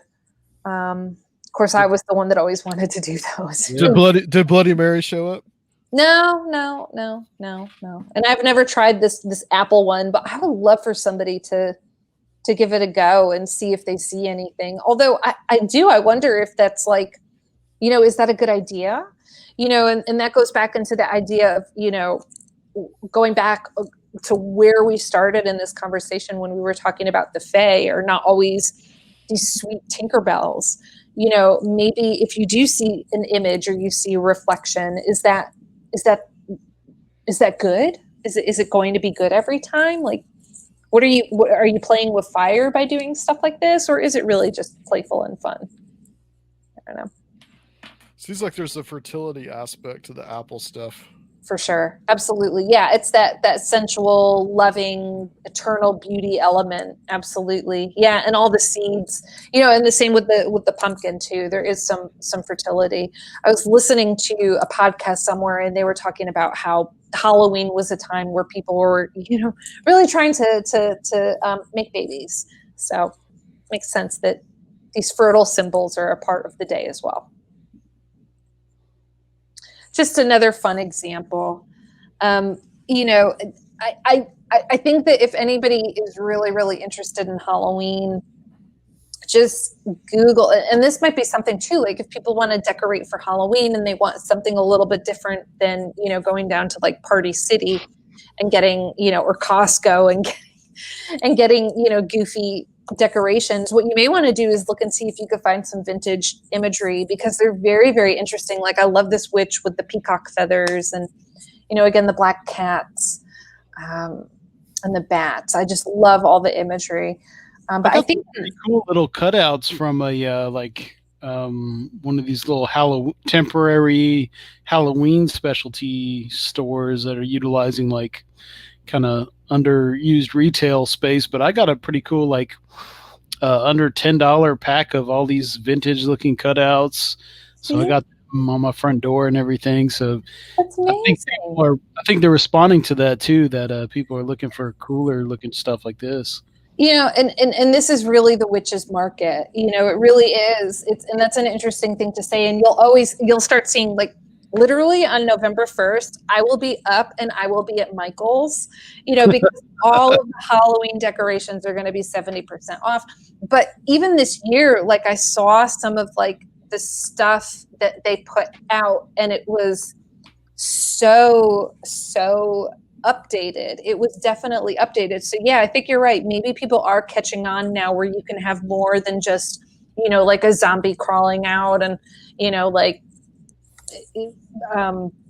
I feel like things are getting a little bit more sophisticated as we progress, and witchcraft is a very, very popular thing right now too. So yeah, so is that a little owl at the bottom too? It looks like.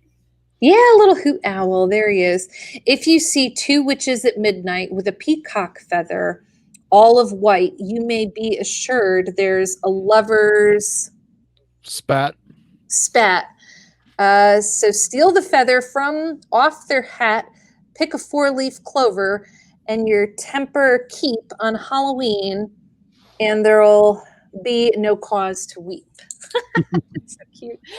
There's so many examples of this, like so many rhymes and greeting cards with sayings like that, and just like there's even I've been reading this book that was published in like 1909, and it was like it's a little outdated, so it's called like The Girl's Guide to Being Fun, and there are all sorts of like divination and Halloween games in this book from like 1909 that sound a little like this and have like the apple, bobbing for apples kind of ideas in it as well.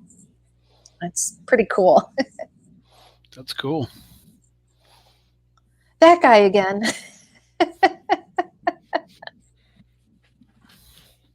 Michael. Awesome. Great little pictures. Oh, thank you. Yeah. Well, this was really cool, Kiki. We really needed this to balance out the first part. I think it worked out really well. I think this will be a cool little Halloween episode, and with plenty of visual accompaniment too, for people who want to watch it on here. This was so much fun to talk to you guys, and the Strange Realities conference was so much fun, and I'm so happy that we could check in with each other soon afterwards, and especially for Halloween. I mean, how awesome is that? So, Absolutely. Yeah. Thanks so much for coming on. Thank you so much for having me.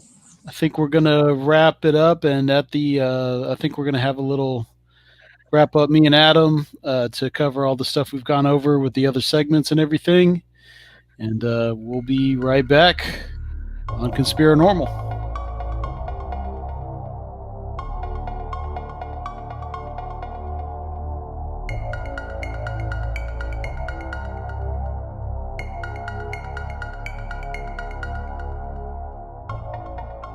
And that was the Conspirinormal Halloween Special. Glad that everybody could join us for that. And I want to thank David Metcalfe and Dr. Future and Timothy Renner and Kiki Dombrowski, who you just saw or heard, for being a part of it. Any thoughts on the Halloween special? Yeah, it was just cool to get the more of the pop culture stuff balanced out with the ancient pagan origins of Halloween and Timothy's experience-based art, and it was just really, really cool. We got the full dimensions of it. Of our one of my favorite times of the year. Absolutely, yes. Same here. So we hope that everybody enjoyed this, and everybody will have like a safe, great, and healthy Halloween. And want to thank everybody for listening. In this liminal time, we'll see you on the other side of this. That's right. On the thanks for being part of the Halloween special on Conspirinormal.